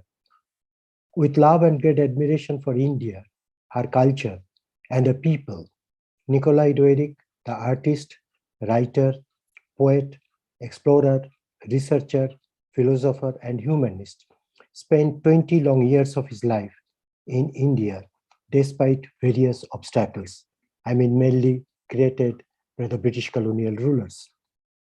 He closely observed the Indian heart is drawn irresistibly to the boundless spheres of Rus, and India too has a great magnetism for the Russian heart. He also wrote how marvelous it is to feel real vitality in Indo-Russian relations. It is not a matter of politics, but of human relations. Political fashions come and go, but ties of heart are a different matter. They are only deeper with the passing of the ages. There is great beauty in this magnetism between India and Russia. Heart speaks to heart. And this was Nikolai Roerich, who spoke from his heart to the world. He believed the hypothesis in kinship between ancient India and Slavs and the common roots of our culture. Lev Nikolaevich Tolstoy, the world-famous writer, helped the young Nikolai Roerich to love and understand India. In his essay, The Indian Road, he sang the praises to Indian art and expressed his desire to travel at last to this fascinating land, to step upon Indian soil. He wrote, India is the house of beauty. Nikolai Roerich's trusted guide on this road was Rabindranath Tagore. Having met Nikolai Roerich and his family in London in 1920, Rabindranath invited him to India. And thanks to Rabindranath, the understanding about India, our people and culture was not restricted for the Roerichs to religion only. His companion on this journey to the Indian road was Helena Roerich and her two sons, Helena Ivanovna Roerich, the inspirer, friend, wife, and compatriots, comrade in arms, and herself an illustrious personality, was a strong pillar of support for Nikolai Roerich in all his expedition and initiatives. It was through the teachings of the socio-religious reformer Ramakrishna Paramahansa and his disciple Swami Vivekananda that Roerich got acquainted with the philosophy of the Vedanta. Roerich had even read the Bhagavad Gita before he reached India. Roerich's profound interest in Indian philosophy egged him on the road Rabindranath inspired. And Rabindranath Tagore's Gitanjali, a work of philosophy that had entitled Tagore to the Nobel Prize for Literature in 1913. The lifelong relationship that was yet to develop between the two eminent personalities had its inception in Roerich's understanding and interpretation of Tagore's Gitanjali. Roerich was of the opinion that Tagore epitomized a wonderful synthesis of the thinker, the poet, the bird, the artist, and the teacher of life. Roerich found solace in Tagore's philosophy during the First World War, when the world was torn up into two hostile armed groups, the Triple Alliance and the Triple Entente, and the world peace was disrupted. Roerich considered Tagore's philosophy to be serious teachings that had so much to say about the present state of humanity. Roerich wrote that Tagore possesses the knowledge that has reached us from the depth of antiquity. In Tagore, such wisdom is inborn, and his deep understanding of modern literature and science gives that equilibrium, that golden spirit that to the majority seemed an utopia. Roerich's first meeting with Tagore took place in London, and then they met again in America. In a letter to Nikolai Roerich in 1920, Tagore, in deep admiration for Roerich's art and the message of truth that it conveyed, wrote, "Your picture profoundly moved me. They made me realize one thing which is obvious and yet which one needs to discover for oneself over and over again. It is that truth is infinite. When I tried to find word to describe to myself what were the ideas that your picture suggested, I failed. It was because the language of words can only express a particular aspect of truth, and the language of pictures find its domain in truth where words have no access. Each art achieves its perfection when it opens for mind the special gate whose key is in its exclusive possession. When a picture is great, we should not be able to say what it is, and yet we should see and know it is the same with music. When one can fully be expressed by another, then it is a failure. Your pictures are distinct, yet are not definable by words. Your art is jealous of its independence because it is great." In London, Nikolai Roerich met Rabindranath Tagore, who had been awarded the International Prize and was traveling over Europe and America. It was Tagore who gave the first evaluation of works by the artist himself. Tagore was a great poet, and not only a poet, but also a strikingly versatile personality, a man of great culture, and his inner spiritual life found the liveliest resonance in Nikolai Konstantinovich. Before embarking on his journey to Darjeeling and the Greater Himalayas, however, Roerich with his family halted in Calcutta, where he hoped to meet Tagore, but was crestfallen at not being able to meet the poet himself, and accounted for it in his own travel diary, Altai Himalayas. During his sojourn in London, Roerich not only met Tagore, but also got acquainted with Indian intellectuals like Kedarnath Dasgupta, linguist Shuniti Kumar Chattopadhyay, and the historian Dr. Kalidas Nag. Dr. Kalidas Nag underscored Roerich's contribution to the development of Indian art and the fundamental role that Roerich played in promoting the ties of friendship between India and Russia. He stated, "Our friend, the great artist Nikolai Roerich, is ever upholding the cause of beauty, even when the world appears to lapse to barbarism. His thought on art flow like his masterly lines depicting the Himalayas, and we are grateful to him that he composed his colorful picture epic of the Himalayan snow."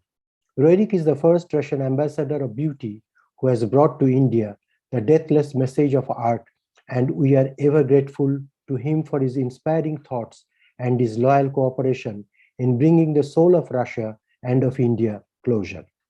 In Kolkata, Roerich established contacts with the famous family of Rabindranath Tagore, and other noted intellectuals.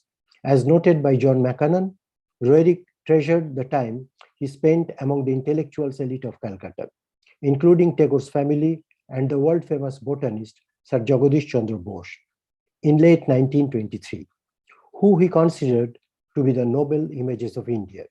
Roerich met Rabindranath Tagore's nephew, Abanindranath Tagore also, who headed the Bengal School of Art that sought to uphold the indigenous traditions of India through art in order to counter the dominant Western influence on Indian art. Abanindranath wrote, Nikolai Roerich has a place all his own in the world of art. His pen too has carved out a niche for itself in the world of letters. The brush has a wider appeal, no doubt, but the pen has a distinct function of its own. And in the hands of Nikolai Roerich, it has for long exerted an influence which is at once elevating and instructive. Roerich also acquainted with Gaganendranath Tagore, one of the founders of the Indian Society of Oriental Art, and his great nephew, Shaumendranath Tagore, who was known for his political personality and had contacts with M.N. Roy or Manobendranath Roy. Matrimonial relations between the Tagore and the Roerich families were established later in 1945 when Roerich's son, Sviatoslav Roerich, tied the knot with great grandniece of Tagore, Devika Rani. Another personality from Bengal who influenced Roerich to a great extent was the scientist, as I mentioned earlier, Acharya Jagadish Chandra Bose, whose profound knowledge of not only plant life, but also the Vedanta philosophy, the epic Mahabharata, and the legends of the Himalayas was held as true knowledge by the Russian painter. Roerich's implicit faith in the ideals of Buddhism resonated in Jagadish Bose's assertion that Buddhism is the most scientific and most cooperative teaching.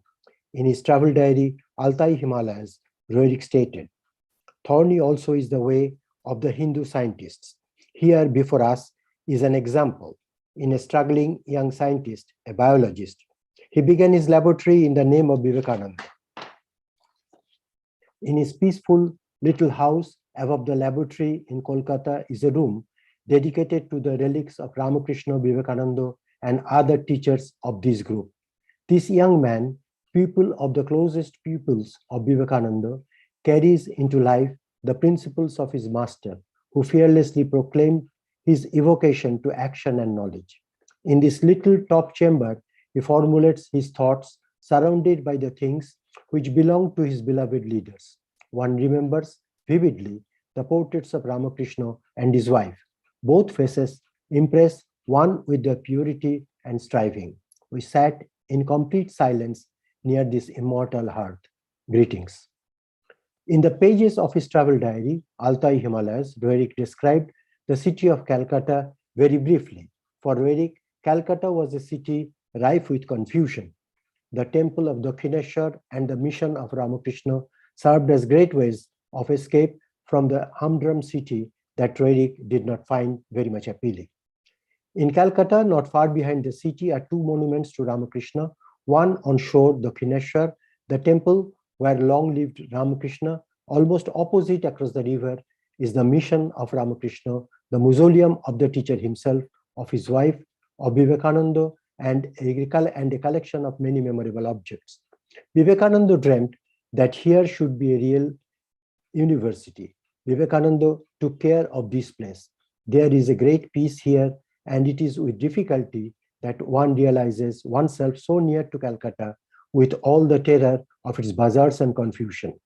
Roerich also directed his attention towards the socio-religious reform work that Vivekananda, along with his disciple, conducted in Bengal and in India. In this regard, he mentioned Sister Christine, disciple of Vivekananda, in his travel diary. He appreciated Vivekananda's realistic urge to bring women within the ambit of the national struggle for freedom in India. Roerich wrote it.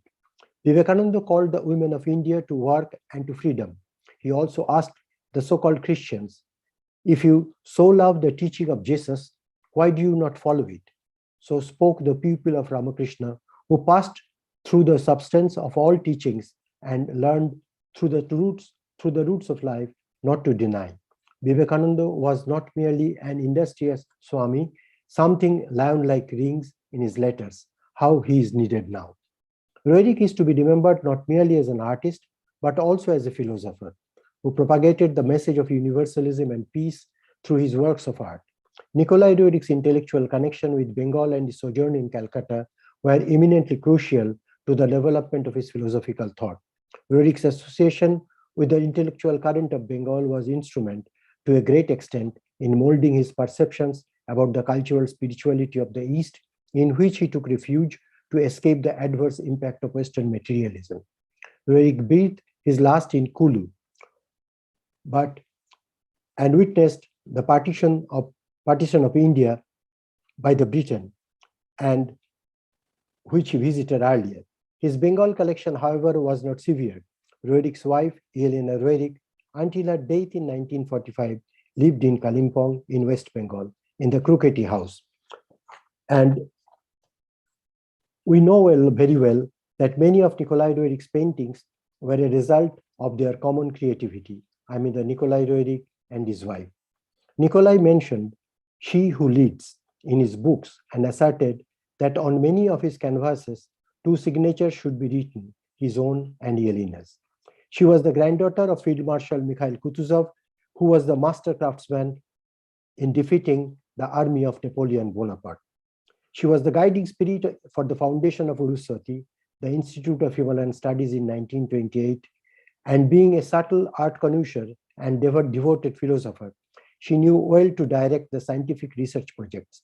Because of her dedication and well-organized project plans, followed by successful implementation and positive results, the center attracted eminent scientists from all over the world. Because of her relentless and sincere effort, the famous Roerich Pact, Act of the International Agreement for Protection of Artistic and Scientific Institutions and Historical Monument, was signed on April 15, 1935, by heads of 22 countries. Helena Roerich, the wife of Nikolai Roerich, thinker and writer, an old friend of India, spent her last 7 years of life at Kruketi House in the tranquility of Kalimpong in West Bengal, where she get a daily glimpse of the Eastern Himalayas and Mount Kanchenjunga. The path of cognition illuminated by the parents were followed by their two illustrious sons, Yuri and Svetoslav Roerich, and Devika Rani, wife of Svetoslav. Yuri, Svetoslav, and Devika Rani were touched when people from all over Asia came for the funeral of Helena Roerich.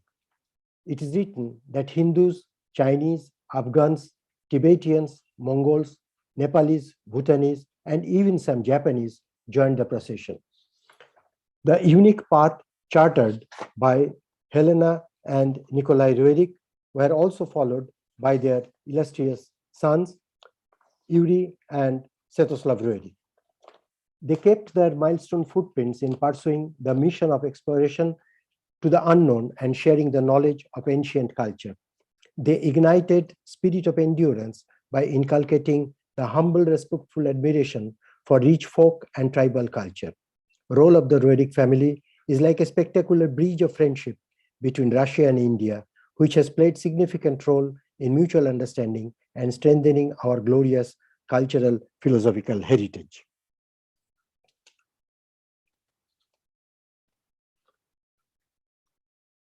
Their son, the eldest son, Yuri Roerich or George Roerich, by the age of 21,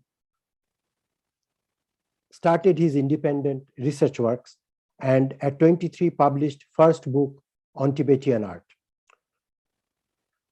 From his early years, he expressed his interest and attraction and love for the greatness, peculiarities of the world and for the discovery of the unknown. He showed his skill for learning more than 30 languages. In 23, he came to Kolkata with his parents, and later on, they went to Shantiniketan also.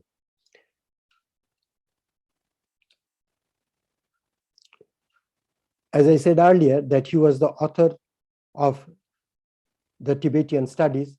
He also had several archaeological, ethnographical, cultural expeditions in Lahul Spiti region of Himalaya. He took on colossal work on creating a multi-volume Tibetan Sanskrit Russian dictionary.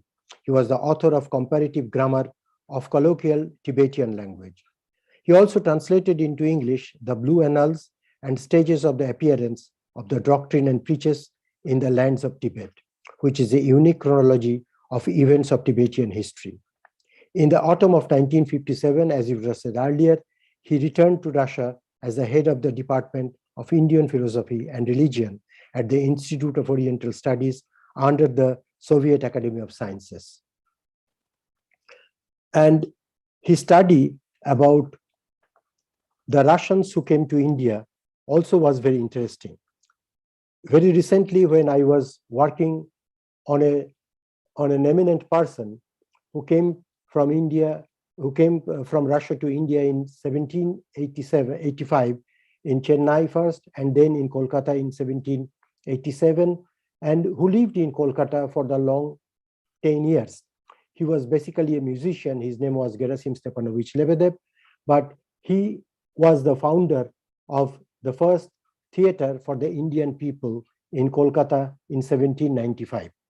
I was looking for the contacts when he came to Kolkata. He lived, we knew from the research papers that he lived in Kolkata for the 10 long years in 9 different buildings, but we had no knowledge where he came first and where he was working.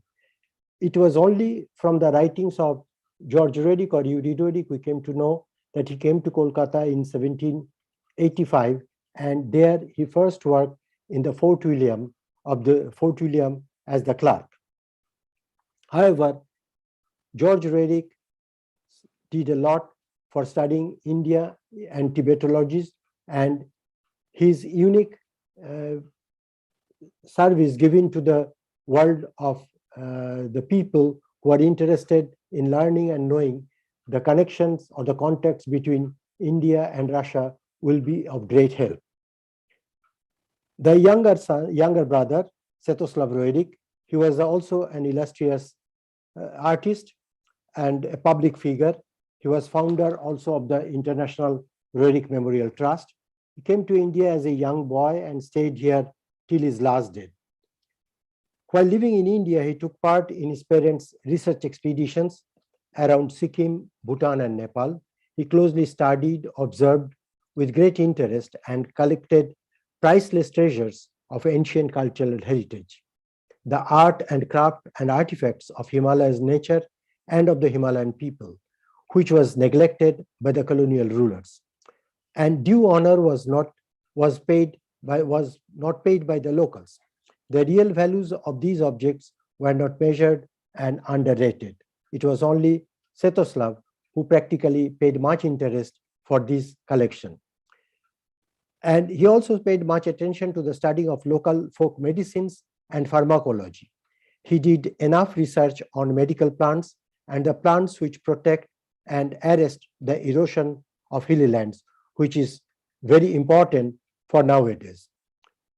His humanist philosophy was the emanation from a deep understanding of man and an objective exploration of reality. His philosophy was analytical rather than visionary. He was not just an observer, but a critical observer of his time. He was not just an onlooker. His parents imbibed in him the spiritual values to study cultural ethos and exquisite and intricate characteristic of the land and the people of India, particularly of the Himalayas. He said, "Let us beautify our lives. Let us carry the message of beauty into every heart and every home."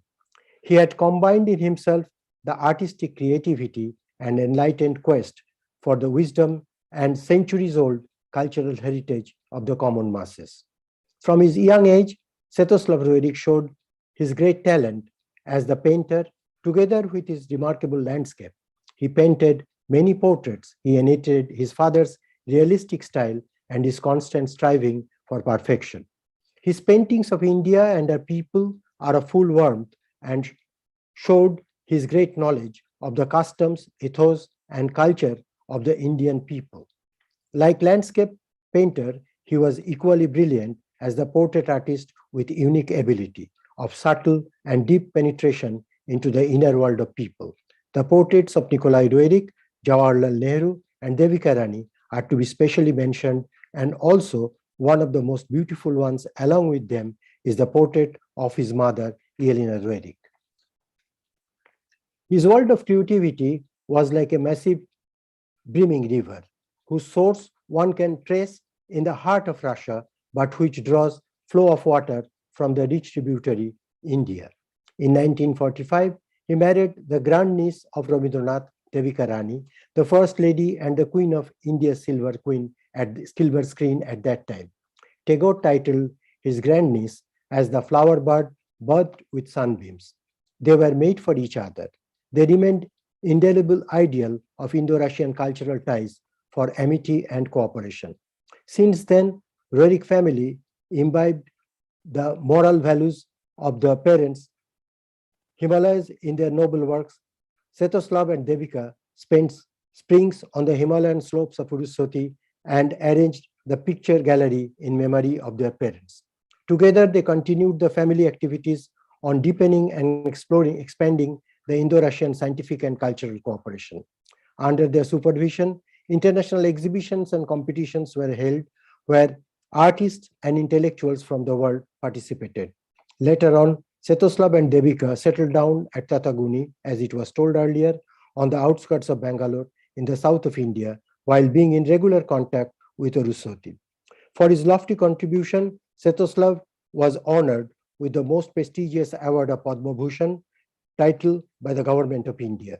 Like his parents, his name also etched with golden letters in the annals of Russian-Indian cultural relations.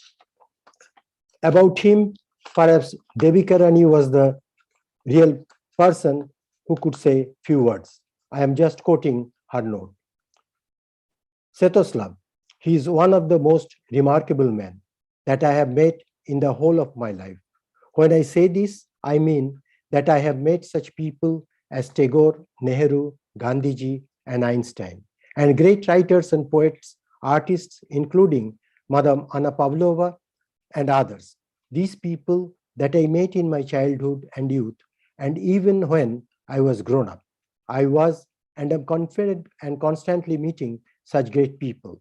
But Svetoslav stands out like a brilliant star amongst all of them, because I think that he is such a multifaceted human being and his all-round genius shines so brightly.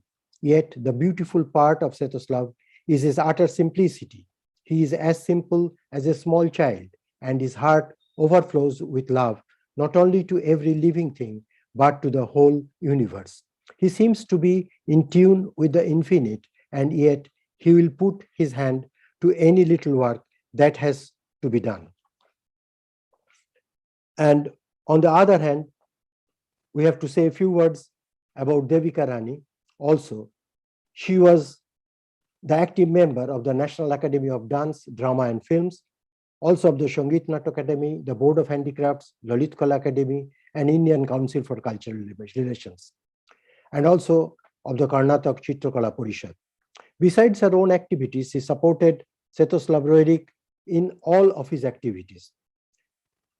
Between 1974-75, for 2 years, they organized several exhibitions in the USSR, and Devika Rani befriended at that time with many of the Soviet or Russian people and kept regular contacts with them. And she said, while introducing this exhibition, I brought to you part of India with myself. He met high officials and personal friends, discussed on organizing Nikolai Roerich Museum with the richest heritage collection. During the centenary celebration of Nikolai Roerich, she was standing in the snow, and she said, and she started singing about the songs of India. Once he visited a Russian dacha, or the summer house, she was invited there, she was welcomed there with the song of the famous Indian composer Sholil Chaudhary, and in reply, she sang the Russian songs. From the writings of one eminent Russian author, I would like to mention that she said that when Devika Rani spoke in 1988, on 28th of February, she says that I remember it was in 1949. Europe was defeated, and all newspapers wrote about the rapid movement of Hitler's armies towards Moscow. It seemed everything was crashing down. But this was the time when 80 years old Rabindranath Tagore was passing away. Do you know what he was telling during those last days? The greatest happiness for me would be the victory for Russia. Only they are able to do it, said Rabindranath Tagore. Past is behind and night is over. O people, awake. And introducing Devika Rani, his wife, to the Russian or to the Soviet people, Svetoslav said, "Here you see a living bit of India, which I could bring to you. She comes from Bengal, from the culturally rich family of Tagore. She herself was famous actress for many years, headed the first cinema studio of India, which was maybe the best one. Some of her films became classics, and when I saw recently one of these films, I was amazed to see their high quality level. Her parents thought she may get the best education in England. Interestingly, when we visited Tagore in England, we did not meet. It happened much later. She strongly enriched by my life and is enriching continuously. She is that closest link which I have with India, and maybe the main reason why I love India so much." And they also said, "I see the Volga as the great river of Russia, and I look at the Ganga." With these words, I would like to conclude what Svetoslav Roerichs said. I hope these two great rivers go like sisters right to the end of time, facing life as it was and is, and nothing can break the continuity of friendship, because our countries, Russia and India, have their long relationship. With these words, I pay my homage to Nikolai Roerich and his family, who played a significant role for cementing the relationship between Russia and India. I believe that the works of Nikolai Roerich, Svetoslav Roerich, Yelena Roerich, and George Roerich will travel all over India and all over the world. And taking this opportunity, I would like to request the organizer of this seminar to take initiative in this regard and to talk with the Roerich Memorial Trust, so that the original paintings one can see, if not all, but at least few. We all know that more than 7,000 paintings were done by Nikolai Roerich. I believe that it is not possible, but however, whatever might be possible, with the help of these organizations, I think that we must see, so that the future generation, so that the next generation will value what the value itself, not the valuable things, but the real value of life, the spirit of understanding, of love, and the friendship between our two countries. Thank you all.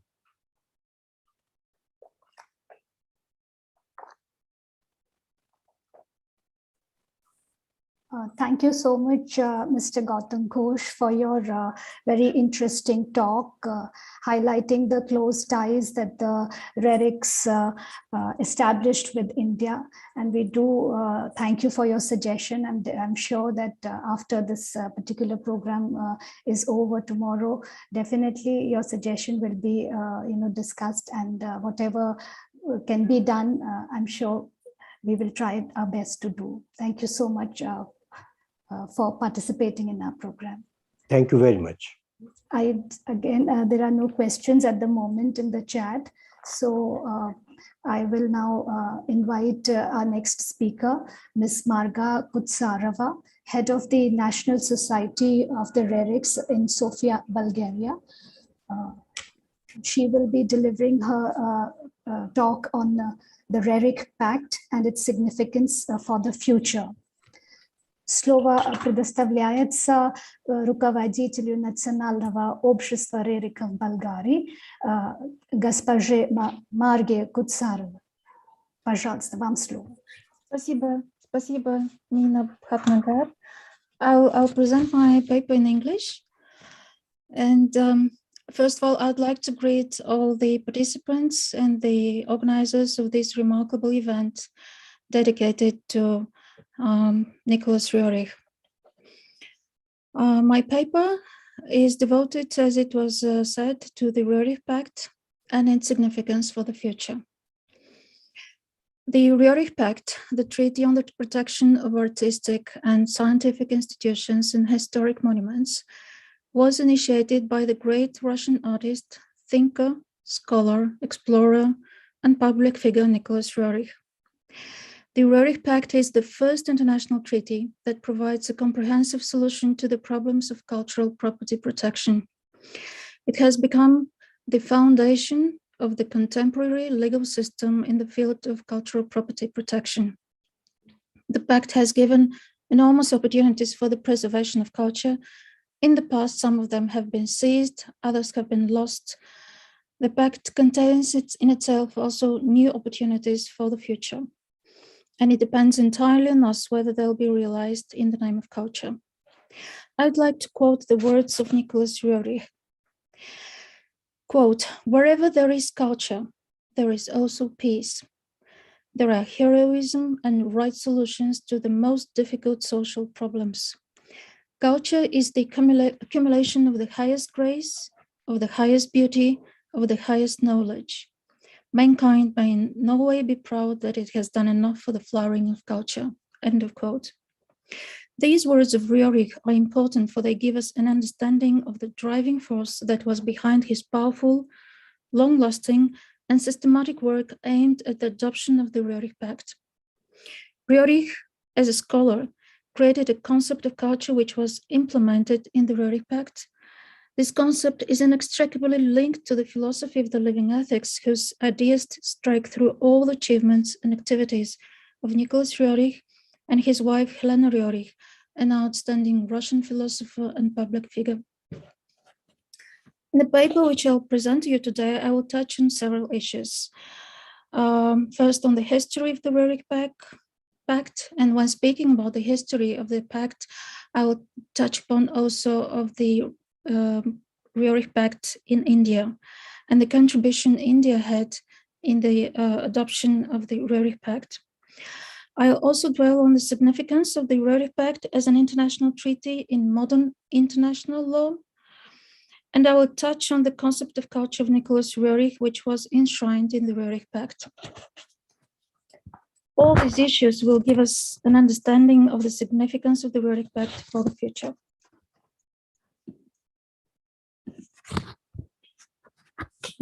Nicholas Roerich was part and parcel of the Silver Age in Russian culture. He was one of the most influential artists in Russia before 1917, and it is about Roerich and his art that the prominent writer Leonid Andreev wrote, quote, "He reveals amidst the visible the invisible, and he gives us not a mere continuation of the old, but an entirely new and most beautiful world, a whole new world. Yes, it exists, this beautiful world, this state of Roerich," end of quote. The poet Alexander Blok, the writer Leo Tolstoy, the art historian and critic Vladimir Stasov, these are but a few of the names of Roerich's contemporaries who valued his art highly, not to mention the eminent art collectors and mecenas such as Pavel Tretyakov. The state of Roerich created by his art is inseparably linked with the Rerich Pact. Nicholas Roerich devoted paintings to the idea of the pact and the banner of peace.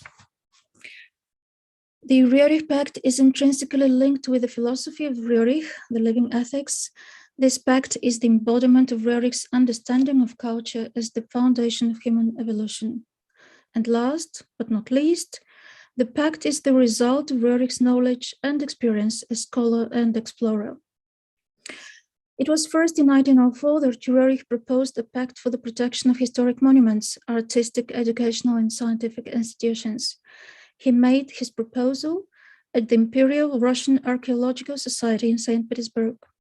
Later on, with the outbreak of the hostilities of the First World War and the deplorable destruction of monuments of art and history throughout Europe, he presented in 1915 his idea for an international treaty for the protection of cultural property in times of armed conflict to Tsar Nicholas II, who received it with interest, but the war has started and no treaties could actually be regarded. If we are to say just this for Roerich's period of life in Russia until 1917, that would mean to say little. for Roerichs' proposal for a pact for the protection of cultural objects was the result of his work and accumulated experience in the field of preservation and protection of cultural heritage. Roerich was an outstanding and renowned expert in the field of cultural property preservation, and he participated in the restoration of important historical monuments, such as the St. Basil's Cathedral in the Red Square in Moscow. He was one of the first in Russia to turn attention to the problems of restoration of monuments of art and history. He was one of the first to point to the necessity of preservation of historical areas and architectural areas, and indeed to the deplorable conditions of invaluable monuments in peacetime. Roerich realized that the silent destruction, because of human ignorance, of priceless monuments of art in peacetime was as dangerous as their bombardment in times of armed conflict. He was the driving force behind the establishment and work of associations for the protection of monuments. He struggled for raising funds for that end. He created a famous series of paintings, the architectural series of paintings devoted to Old Russia in 1903, 1904. He published articles, essays, and thus he contributed significantly to the raising of public awareness about the necessity to protect the treasures of cultures.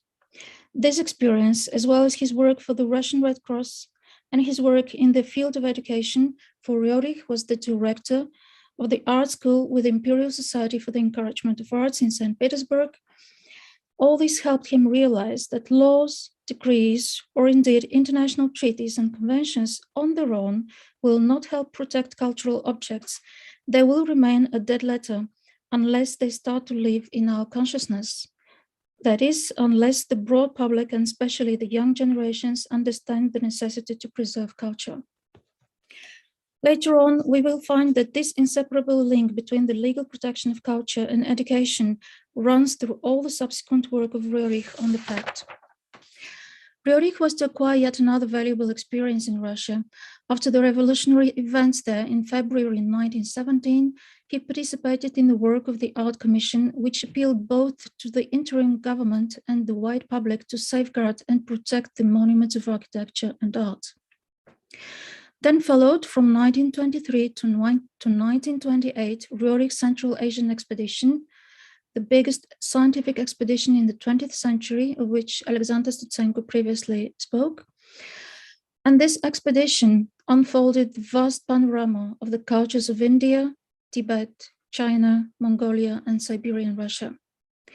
The expedition contributed significantly to the study of the magnificent monuments of art, history, and religions of these countries, of their material cultural heritage, as well as the intangible cultural heritage, epos, legends, folklore, traditions. The draft of the Roerich Pact was elaborated in 1929 by Nicholas Roerich in collaboration with George Shklava, Doctor of Laws of the University of Paris. Thus, the 1929 draft of the Roerich Pact contained in itself implicitly all this vast experience of Roerich as artist, as explorer, as public figure, thinker, specialist in art preservation and art education. And last but not least, we should remember that he graduated not only from the Art Academy in St. Petersburg, but also from the law faculty of St. Petersburg University, where he studied international humanitarian law with Martens.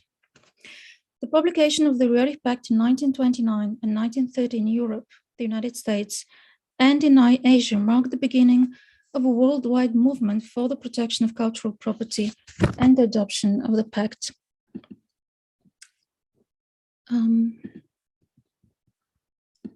I'll show some slides now.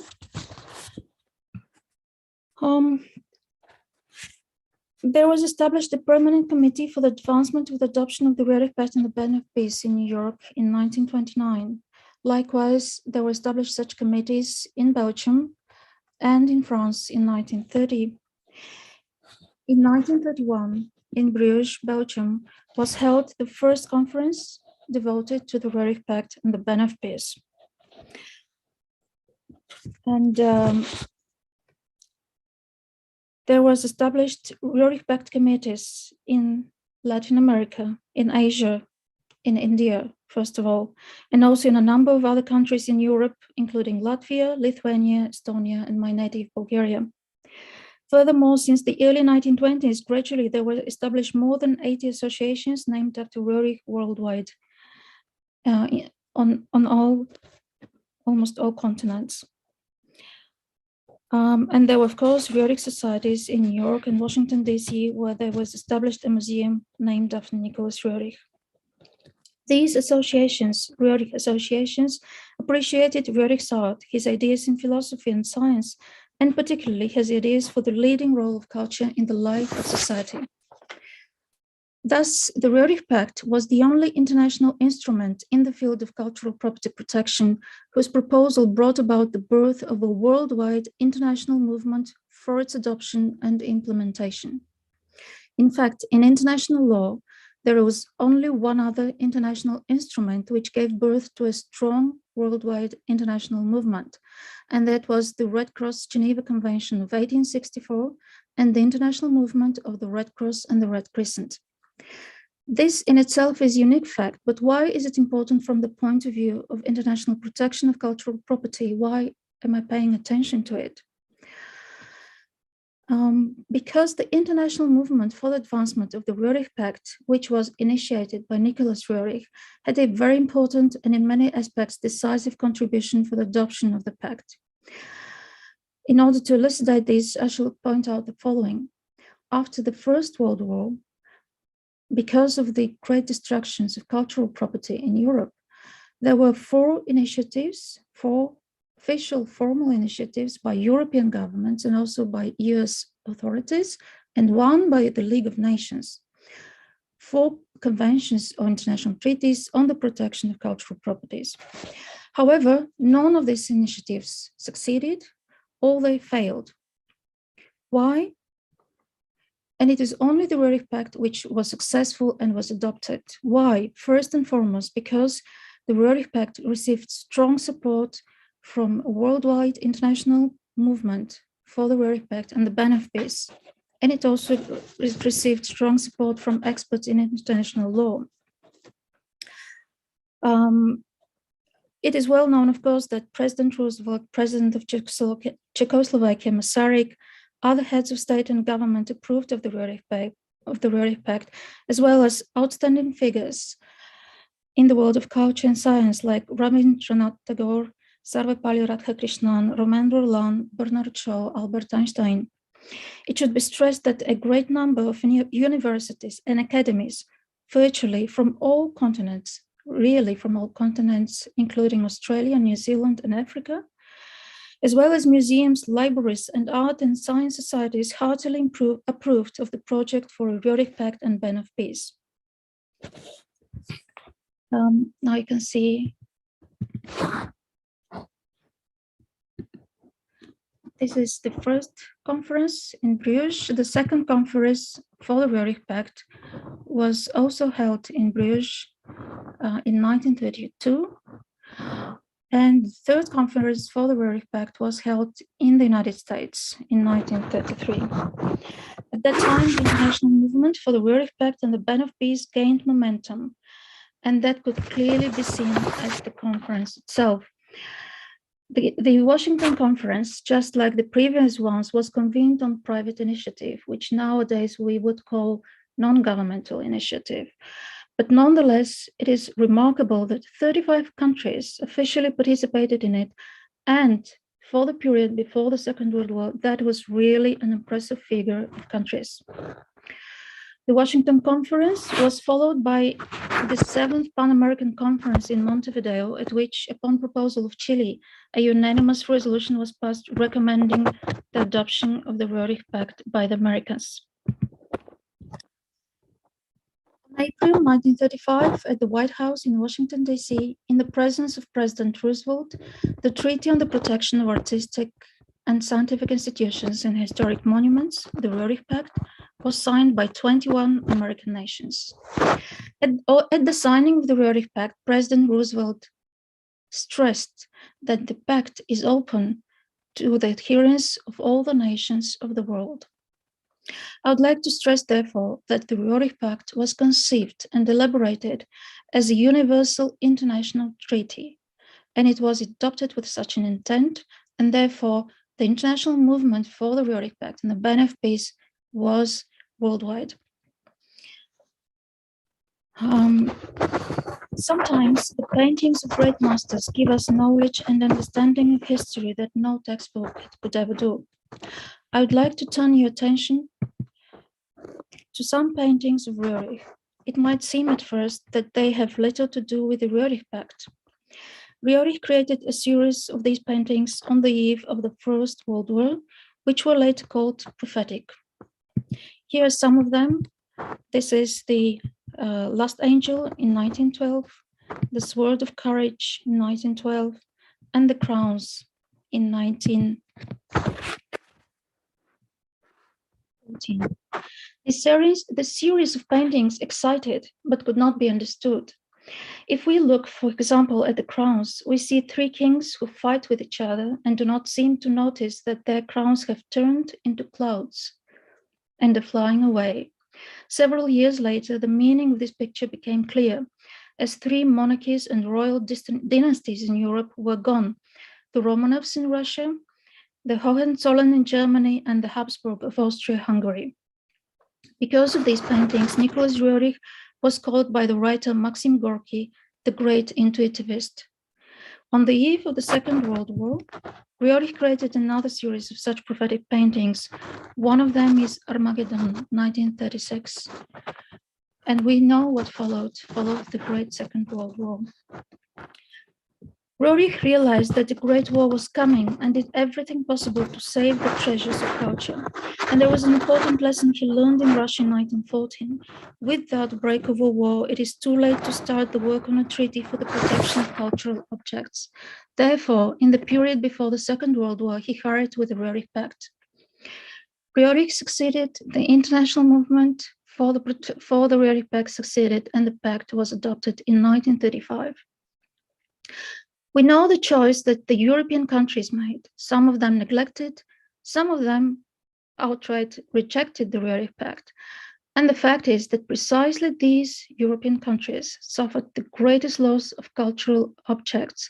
The destructions in the Second World War surpassed everything we knew in the First World War. Indeed, they were devastating, horrific.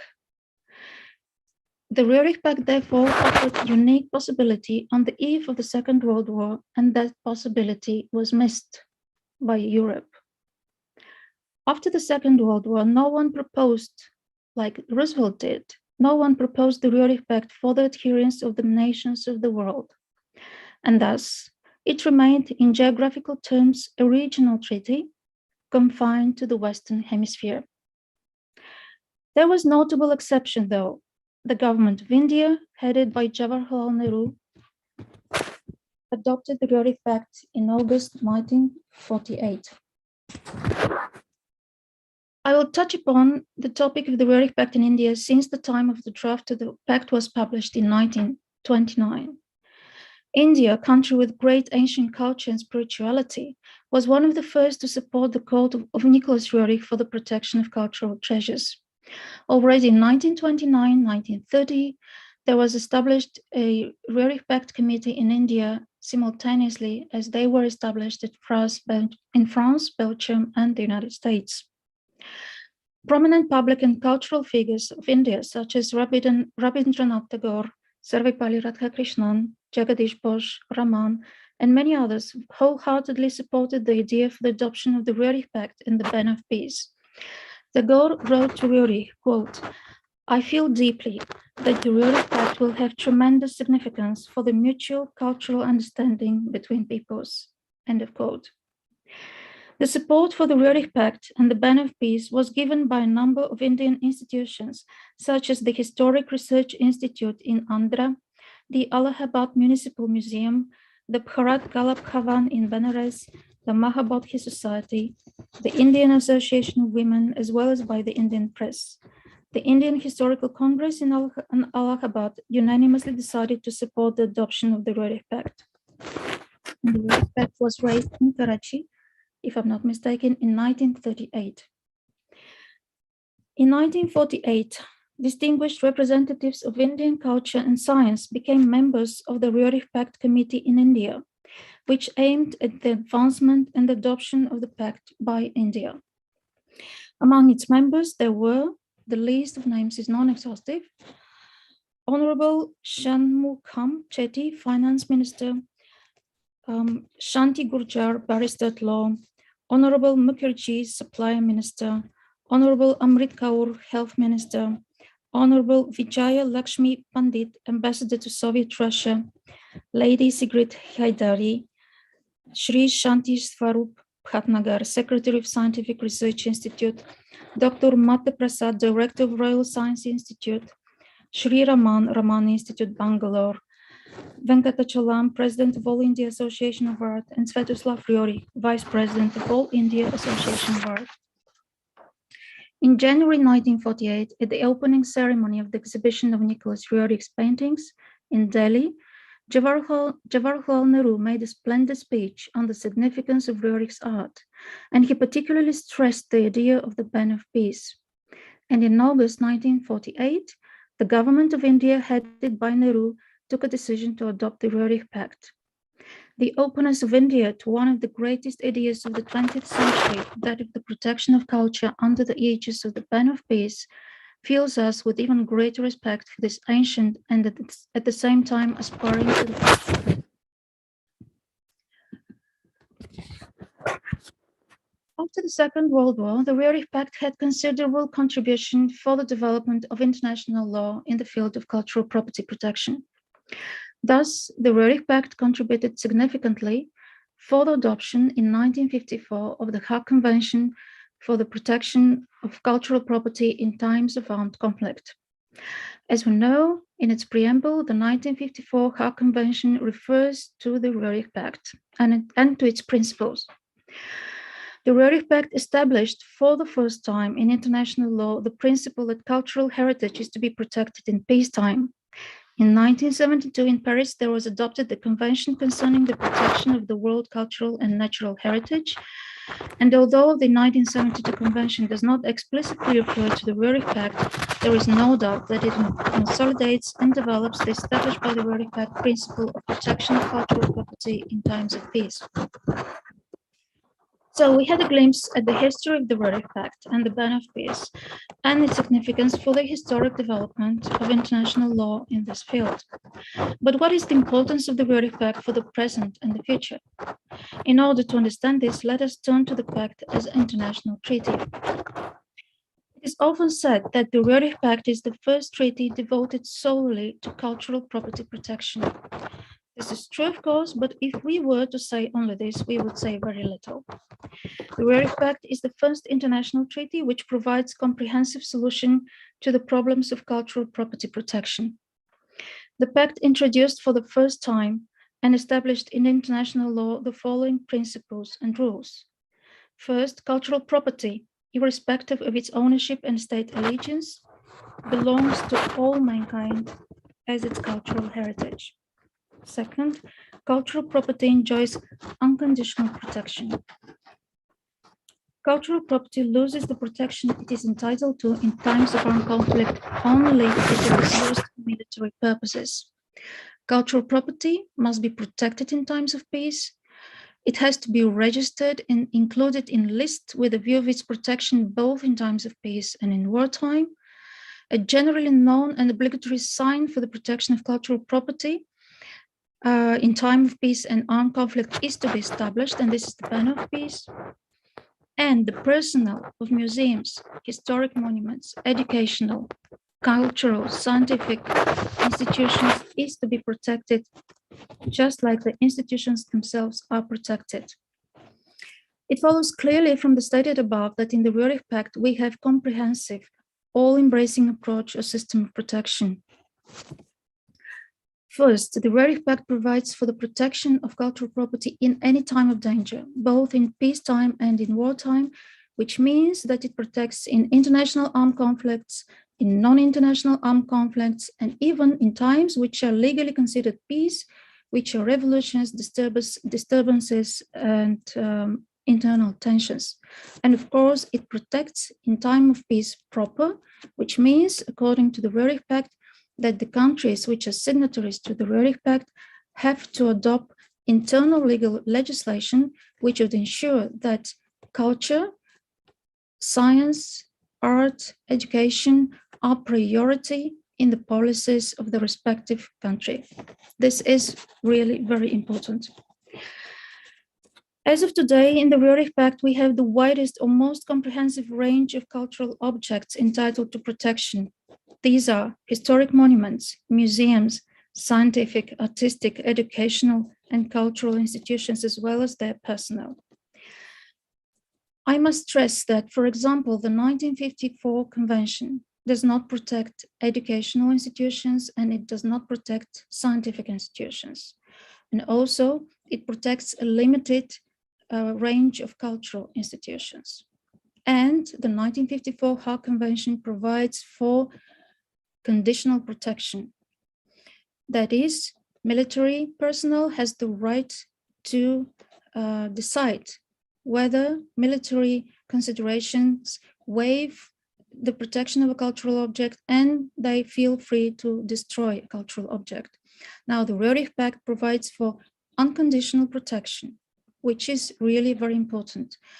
In fact, it means that like the hospitals and medical personnel of the Red Cross are unconditionally protected, that is, their protection cannot be waived in any time and for no reason, unless they're used for military purposes.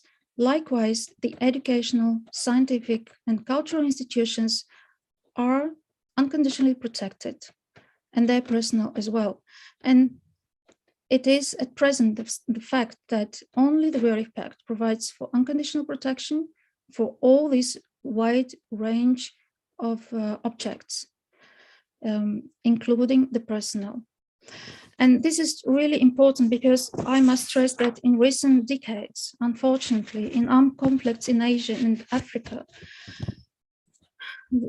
schools and teachers have been intentionally targeted. UNESCO studies show that in many wars, education is not just collaterally damaged, but has become a target for attack itself, with classrooms deliberately shelled and teachers tracked down and assassinated. Therefore, these provisions of the Roerich Pact are of great importance.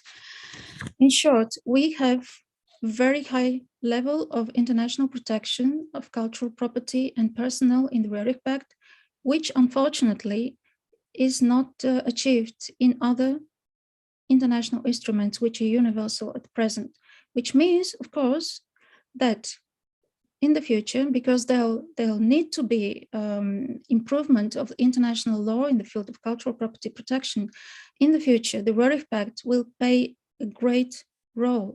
It will have a great importance for the positive development and reaffirmation and codification of international law in the field of cultural protection, because we have these achievements, this very high level of protection of cultural property in the Roerich Pact. So we can understand that really the Roerich Pact has tremendous significance for the future elaboration of new conventions and treaties. And I must also add that the Roerich Pact is an international treaty in force today and is open, and even today it is open to adherence by all nations of the world, just like Roosevelt said. This is also important. I'd like now to turn to the concept of culture, which was implemented in the Roerich Pact by Nicholas Roerich. And of course, the principle which the Roerich Pact provides for protection of cultural property in peacetime, and it was the first international treaty to provide for peacetime protection of cultural property. This is very important because it is directly related to one of the most important functions or purposes of the Roerich Pact, which is the educational purpose. International legal protection of cultural objects is accorded to them because they constitute the heritage of the whole of humanity. Precisely because of that, the very existence of international legal protection is capable to cultivate in young people the sense of respect for one's own culture, as well as of the culture of other peoples. Nicholas Roerich insisted that the key to effectiveness of international treaties is the cultivation in the broad public and in young generations, respect and indeed appreciation and love for cultural treasures. We can find at present this idea of Roerich running through numerous acts of UNESCO and conventions. Now, this most important objective of the Roerich Pact, the educational one, was entrusted to the banner of peace. It is for this reason that in accordance with the concept of Nicholas Roerich and the provisions of the Roerich Pact, the banner of peace had to become our constant companion in life. The pact envisages that in peacetime, not only in wartime, but also in peacetime, the distinctive emblem of the Roerich Pact, the banner of peace, is to be raised over historic monuments, museums, scientific, artistic, educational, and cultural institutions. Nicholas Roerich wrote that if young people learn from their first days in school about the significance of the banner of peace, the Red Cross of culture, then there would be a very substantial movement forward in our thinking.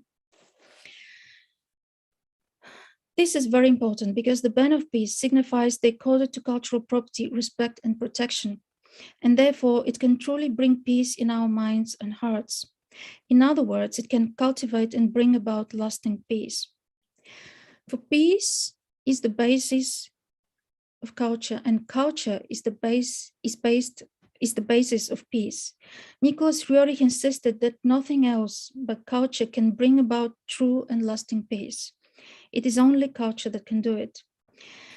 And this is one of the most important ideas enshrined in the Roerich Pact and respectively in Roerich's concept of culture. In the international movement for the Roerich Pact in the 1930s shared this most important idea of Roerich, and we also share it today. We can understand better the idea of Nicholas Roerich of peace through culture if we look at our history. All legal and art historians recognize that the Roman Empire established the practice of plunder of art from Greece, Egypt, and Asia Minor as a symbol of its victories over them, as a symbol of the strength of the Roman Empire. This was followed by the Goths and by the Crusades, who justified their plunder by their belief in the higher right to own all valuable cultural property they could seize, along with the duty to eliminate and the right to desecrate all others. We could continue with a long list of such examples, but the most dramatic one in our recent history is the plunder of cultural property and its destruction organized by Nazis, Hitler's army, which exceeded the plunder of all of the wars of European history. The destruction of cultural treasures or their plunder was done for ideological reasons, and as some lawyers point out, the Axis powers struck against the soul of the cultures they sought to annihilate or enslave. It is worth noting that the International Committee of the Red Cross, commenting on modern conflicts, points out that to cure physically a person is only half the work needed. The other half consists in protecting treasures of culture, because the destruction of the cultural objects people value and cherish wounds deeply their inner world, their soul. Too often in modern conflicts, cultural objects are not collateral damage, they are deliberately attacked and destroyed. And it is for this reason that Nicholas Roerich pointed out that the Red Cross aims at the protection of the physical health of people, whereas the banner of peace is entrusted to care for and protect their spiritual health, the soul of people. The spiritual health of people brings peace in one's hearts and minds, and thus it is the only way to lasting peace on earth. The banner of peace is the symbol of this idea and of culture is the most important achievement of humanity. At present has been raised in many parts of the world. So peace through culture is one of the most important ideas of Nicholas Roerich and of the Roerich Pact. And it is because of this idea that the Roerich Pact provides for the protection of culture in peacetime. And it requires culture to be accorded priority in government policies, in legislative policies, and in the life of society. Nicholas Roerich included in the notion of culture as its inseparable entities. He included in this notion art, spirituality, philosophy, science, religion, education. He was adamant that culture should have priority in the life of the individual, in the life of the society, and indeed in international relations between countries. Only if and when culture is given priority, the most difficult social problems will be solved. In conclusion, I'd like to say that culture is the future. The future world will be the world of culture without wars and destruction. This will be the world of all-embracing love and compassion for human beings and for every living being. This will be the world in which the leading and most important role in life is accorded to spirituality, beauty, and knowledge, in other words, to culture. And therefore, the Roerich Pact has really an important, tremendous significance for our future, and not just for international law, but for the evolution of our humanity. Thank you for your attention.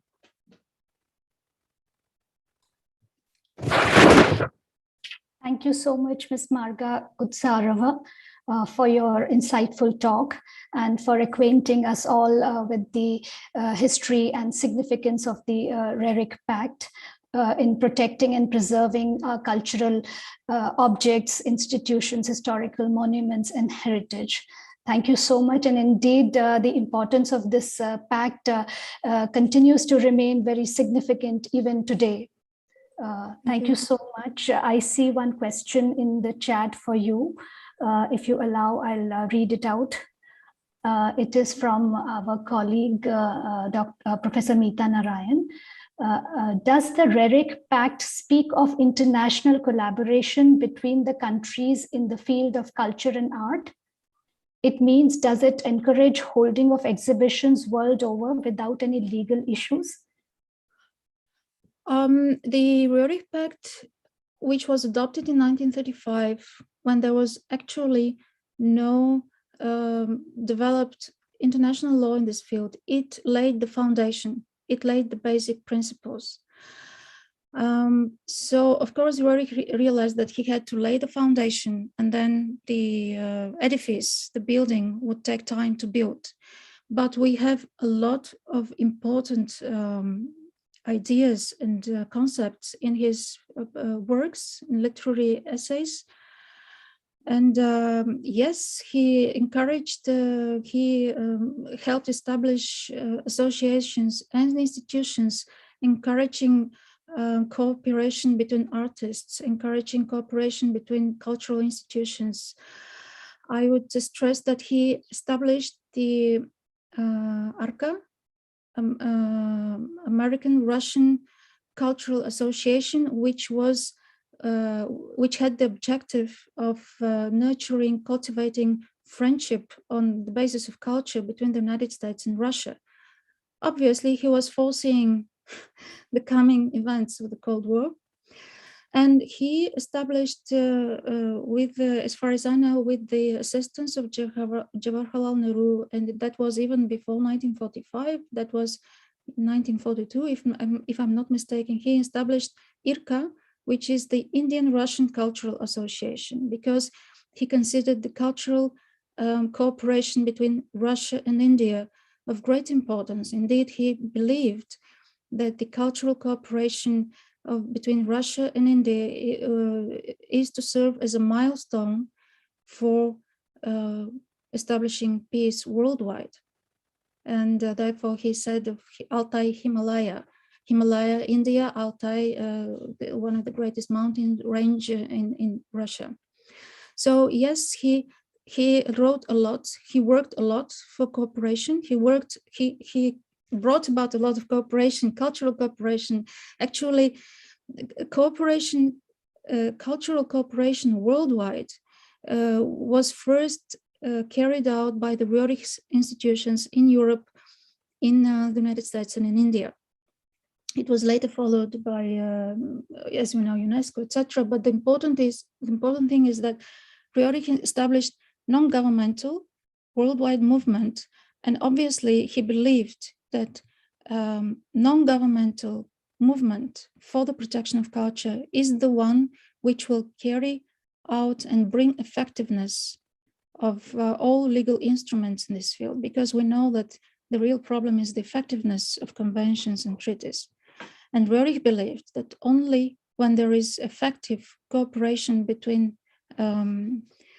societies, between countries, effective non-governmental movement, only then there will be effectiveness of legal instruments also. So he worked a lot for establishing such international worldwide movement for the protection of culture and for cultural cooperation.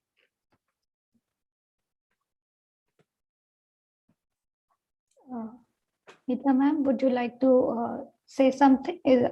Are you satisfied? Yeah. No.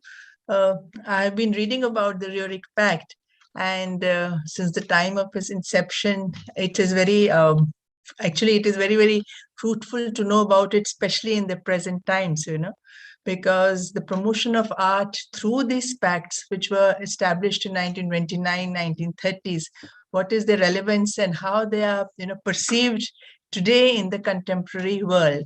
So many of the facts, like you said, which have been stated in the pact in the 30s and 40s, although they are written issues, but they are not being carried forward as they should be in the century today. So that is why, even for us and for the generations to come, how the art should be promoted, as Gautam Ghoshji said, these pacts play a very important role in the ever-changing world. So a lot of emphasis and work, because they are written pacts and legally they should be adopted to carry forward culture. Many of the art paintings, artifacts are not allowed to be traveled from one place to another, just because there are certain rules and regulations and laws which govern them. So as my only, because I've been reading about Roerich, and I sort of feel the generations should know, because it's a two-way process in all his artwork. It's not just depicting one side of art as a nature lover and all, but it's spiritualism, it's philosophy, it's his whole perception. So this thing is very important for all of us, not only out of interest, but of significance, which the pact speaks of.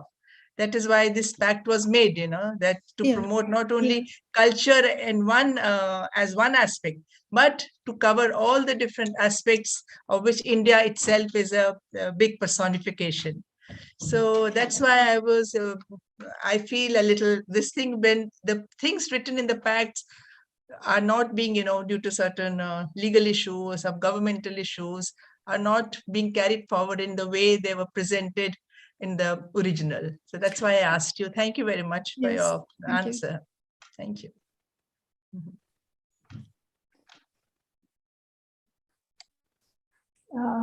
There are no further questions. Нет больше вопросов. Начать одни слова благодарности в адрес докладчиков. There are only thank you messages and words of praise for the speakers and their interesting presentations. As you can see, there is one message from our scholar at Jawaharlal Nehru University requesting the speakers to share their references which they have used for these wonderful presentations, which would help them to read further on Roerich and his works. I think we could provide the sources, the references to you, and then of course you could give them to students. Thank you. And yes, and also some publications in India, maybe, which are there in India. Yes, thank you so much.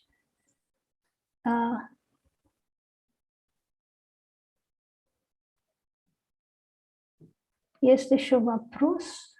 Я вижу. известно ли, присоединилась ли еще какая-то страна к пакту Рериха после Индии? Yes, no country has adhered to the Rerich Pact after India. And in fact, the thing is that the Rerich Pact was adopted by the government of Jawaharlal Nehru. There was taken a decision to adopt it, but I'm not quite positive about the procedure of ratification, whether it was passed in parliament, because these are very difficult years for India, you know. There were a lot of pressing works in other fields. So there is no ratification instrument in the depository of the Roerich Pact, which is the, at present, this is the Organization of American States in Washington, D.C. So maybe the procedure of adherence of India was not quite completed. This is for India, and after India, no, there were no other countries which adhered to the Rerich Pact. You see, let me give another example. If Germany, if European countries would have adhered to the Rerich Pact, the bombardment of Dresden in 1945 by the Allied forces of the United States and the United Kingdom would be inadmissible. Definitely, it would be absolutely illegal. But since Germany and many other European countries did not adhere to the Rerich Pact, so the Allied forces applied the Hague Conventions of 1907, and that's it. They were free to do anything, in fact. And then, you know, there was Vietnam. There were the atomic bombs in Japan. And maybe some countries felt that they do not need the restraints of the Rerich Pact outside the American hemisphere, unfortunately. And also some independent American lawyers write about it. I mean, this is how we trace the history of international law, you know, but it is obvious that sooner or later, one way or other, of course, the protection provided by the Rerich Pact will be embraced to all the countries, and it will become universal. But the point is that by way of education, by way of enlightenment, if we bring this message to many other countries, maybe non-governmental organizations will urge their countries to adhere to the Rerich Pact, to sign the Rerich Pact, and therefore they will spread significantly the geographic area of its application. Еще маленький вопрос от госпожи Ирины Дяченко. Есть ли движение в России за присоединение к пакту? Позвольте я отвечу, Марга. Да, конечно. Если вы не против. Нет, конечно, я рада даже. Я, уважаемые коллеги, хотелось бы добавить ответы Марги. Я благодарю Маргу за прекрасный доклад, такую историческую панораму. Но хотелось бы еще вот что сказать. Когда после Второй мировой войны музей Николая Рериха в Нью-Йорке подал документы о подписании пакта Рериха в Организацию Объединенных Наций, была инициирована конвенция и обсуждение. Вот представитель России тогда, в 1954 году, предложил присоединиться к пакту Рериха, а не подписывать конвенцию 1954 года. Но, к сожалению, тогда было принято решение о подписании и принятии конвенции 1954 года. И еще один момент. Россия до Второй мировой войны, несмотря на то, что Советский Союз, я прошу прощения, несмотря на то, что Николай Константинович Рерих лично обращался к руководству страны в 1936 году с просьбой о присоединении к пакту, тогда Советский Союз отделался молчанием. Сталин сказал не отвечать на обращение Рериха. В чем проблема сейчас? Марга Кусарова прекрасно сказала, что конвенция 1954 года о защите объектов культурного наследия в годы вооруженных конфликтов, хотя она уже и приняла второй протокол, если не ошибаюсь, Марга меня подправит, где ввела безусловную защиту культурных ценностей и даже определила уголовное преследование за нарушение этой конвенции. Но, как вы знаете и видите, она не работает. Происходит постоянное разрушение объектов культурного наследия. В чем проблема? Проблема, конечно, серьезная. Как и Николай Константинович Рерих тогда говорил, проблема в сознании. Западный менталитет, политики Запада считают культуру, к сожалению, не приоритетным направлением в развитии своих государств, обществ и цивилизации. Все любят говорить о культуре на выборах, но как только происходит сформирование правительств тех или иных, о культуре забывают. Поэтому культура сейчас находится в сильнейшем, серьезном ущербе везде, и в России в том числе, к сожалению. Поэтому вот наша задача Международного центра Рерихов, рериховских организаций в России, в Европе, мы создаем комитеты пакта Рериха, мы ведем усиленную работу по популяризации идей пакта Рериха. Международный центр Рерихов на протяжении всей своей истории занимается этим вопросом очень серьезно.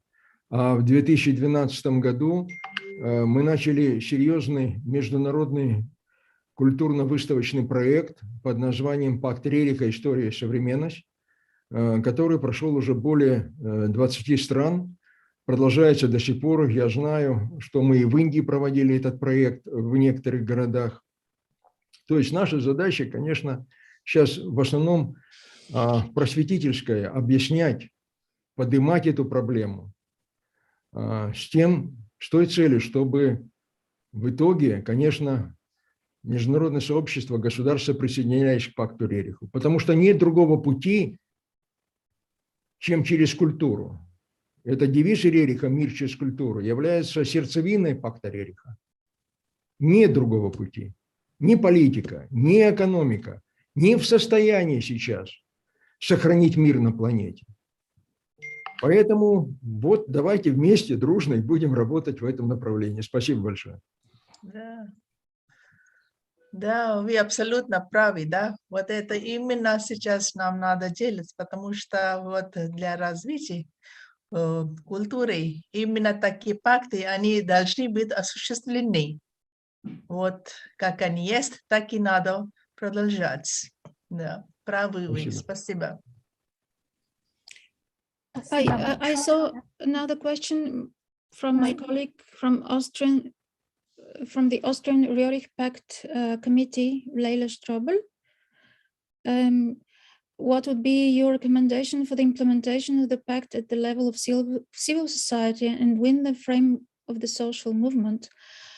Well, first of all, I'd like to stress that Leila Strobel and her colleagues in Austria are carrying out very important work, in fact, for the implementation of the ideas of the Rerich Pact. But speaking on a wider level, I think that it is very important for academic institutions, non-governmental organizations to work for bringing culture to the forefront.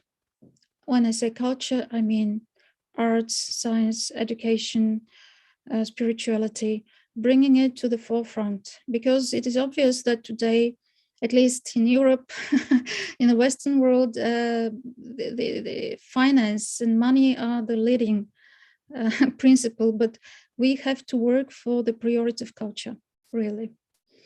And to work for the implementation of this principle and for enhancing cultural cooperation, especially with the East, with Asia. You know, Nicholas Roerich insisted very much that there is a great potential, which is of tremendous importance of the cooperation between the East and the West, because they complement each other.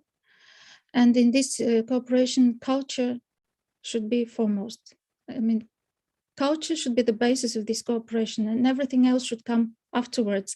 As it stands right now, it is just the opposite, but we should work for this.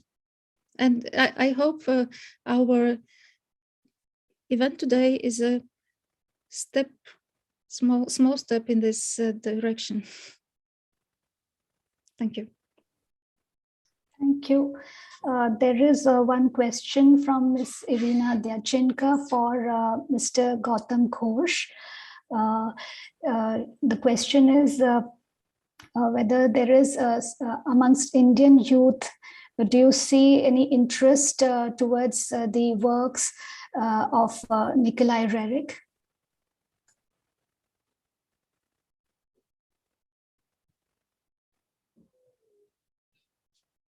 This question is for Mr. Gautam Ghosh. Sir, would you unmute? Yes, sure. The interest we have to inculcate, because the names of Roerichs, the Nikolai Roerich, Elena Roerich, Svetoslav, and Yuri Roerich, are not that much very popular. But we have to go to the generation next in particular, because for our generation, names are more or less known. But to the new generation, that's why I suggested that if the exhibitions, if the works, if not possible, I mean, it is not possible to bring 7,000 or 8,000 works at a time. But take, for example, the Russian cultural centers in India. There are 5 Russian cultural centers. They can organize this exhibition. Each centers, they have regular cultural activities. So each centers, like in Kolkata, we can say that we organized exhibition, of course, the reproductions of Nikolai Roerich with the help of the assistance, and the assistance of the Kruketi House 3 years back. And also every year we organize exhibition dedicated to Nikolai and Svetoslav Roerich, and also on Devika Roerich. So we organize this kind of exhibition, but to make it popular among the new generation, we have to take more initiative. Until and unless we can organize it regularly, the names will not be known to them, it will be faded away. That is why my suggestion is this, that even the works of Rabindranath Tagore, how many Indians know that Tagore was a great artist also, a painter also. Few people know only that. They know that Tagore was a poet and a composer of songs. But few people know about it, that he was a great artist too. So we have to take to the people, maybe in albums, maybe in exhibitions, to different universities, to different educational institutions and cultural centers. Then people will come to know definitely about it. And it's like a movement. We have to begin with it. I think that within 3 years, there will be the 150th anniversary of Nikolai Roerich. So we should start from now onwards, that within these 3 years, we can have the plan and we can organize these exhibitions all over the country so that people will know more about the family, more about Nikolai, Svetoslav, Yuri, and Elena Roerich. This is my suggestion.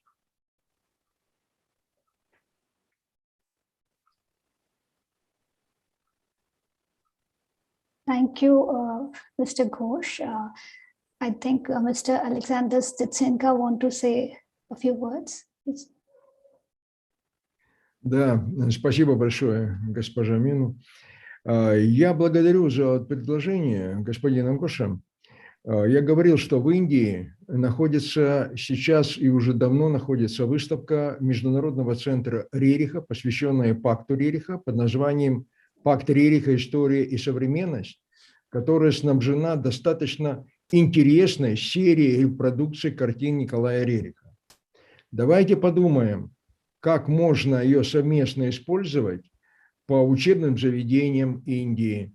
Вот. Можно ее добавить дополнительными экспонатами, связанные с великими деятелями культуры Индии и так далее. Это было бы интересный совместный проект, потому что сейчас организовывать доставки из России в Индию дополнительных выставок – это практически очень сложно. Вот, давайте подумаем. Вот такое мое предложение.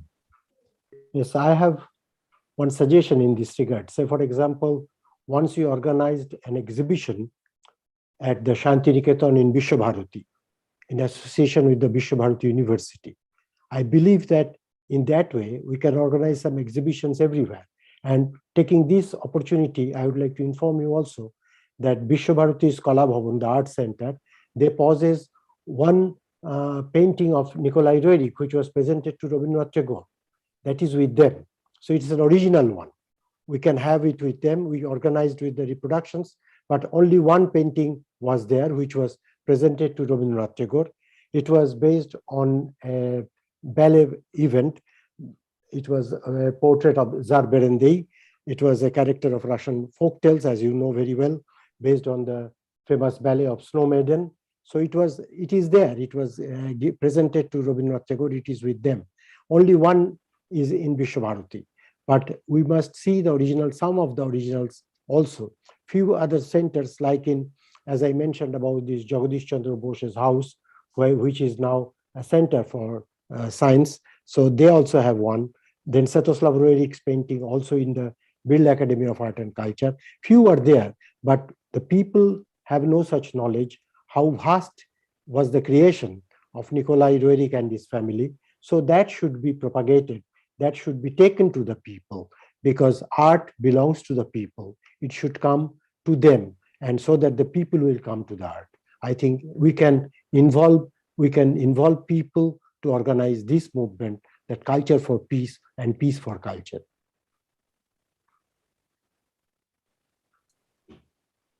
Ну, давайте подумаем, давайте организуем. Я попрошу своих коллег с нашей стороны подумать над этим предложением, и тогда давайте мы что-то организуем. Спасибо. Thank you very much. Thank you so much. There is one suggestion in the chat. Есть еще предложение на чате, я вижу, от Сун Ли. Может быть, подготовить презентацию работы Равиндраната Тагора и провести такие онлайн-встречи. Maybe make a similar presentation on the works of Rabindranath Tagore and conduct such online meets. Why not? I mean, that's a suggestion in the chat. Naturally, we can organize such kind of things. Definitely, and Tagore and Roerich, Nikolai Roerich, they had the contacts, they had correspondence. We can discuss on it, and that will be beneficial for all participants, for all the listeners, and people all over the world also. Yes, indeed. In fact, this present lecture cum series is one such initiative to acquaint our young, our youth with the rich cultural heritage of the Roerichs. Okay, there are no, I don't see any more questions. Нет больше вопросов. Так.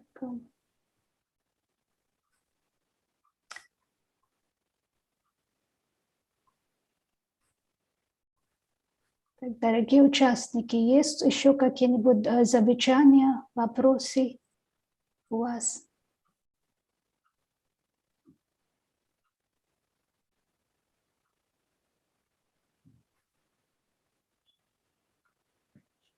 Very nice words of praise for all the speakers written in the chat. I'm sure all of you are able to read these messages for these wonderful presentations made today.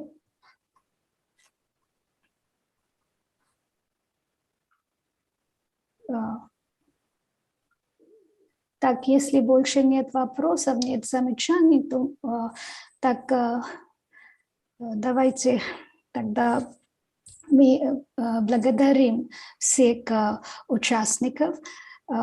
Завершаем сегодняшнюю работу нашей программы.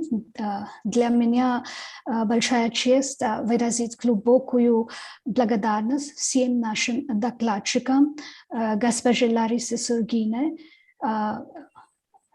господину Александру Стеценко, господину Гаутаму Гошу и госпоже Марге Куцаровой за то, что, несмотря на свой напряженный график, вы приняли наше приглашение и нашли время для участия в нашей программе.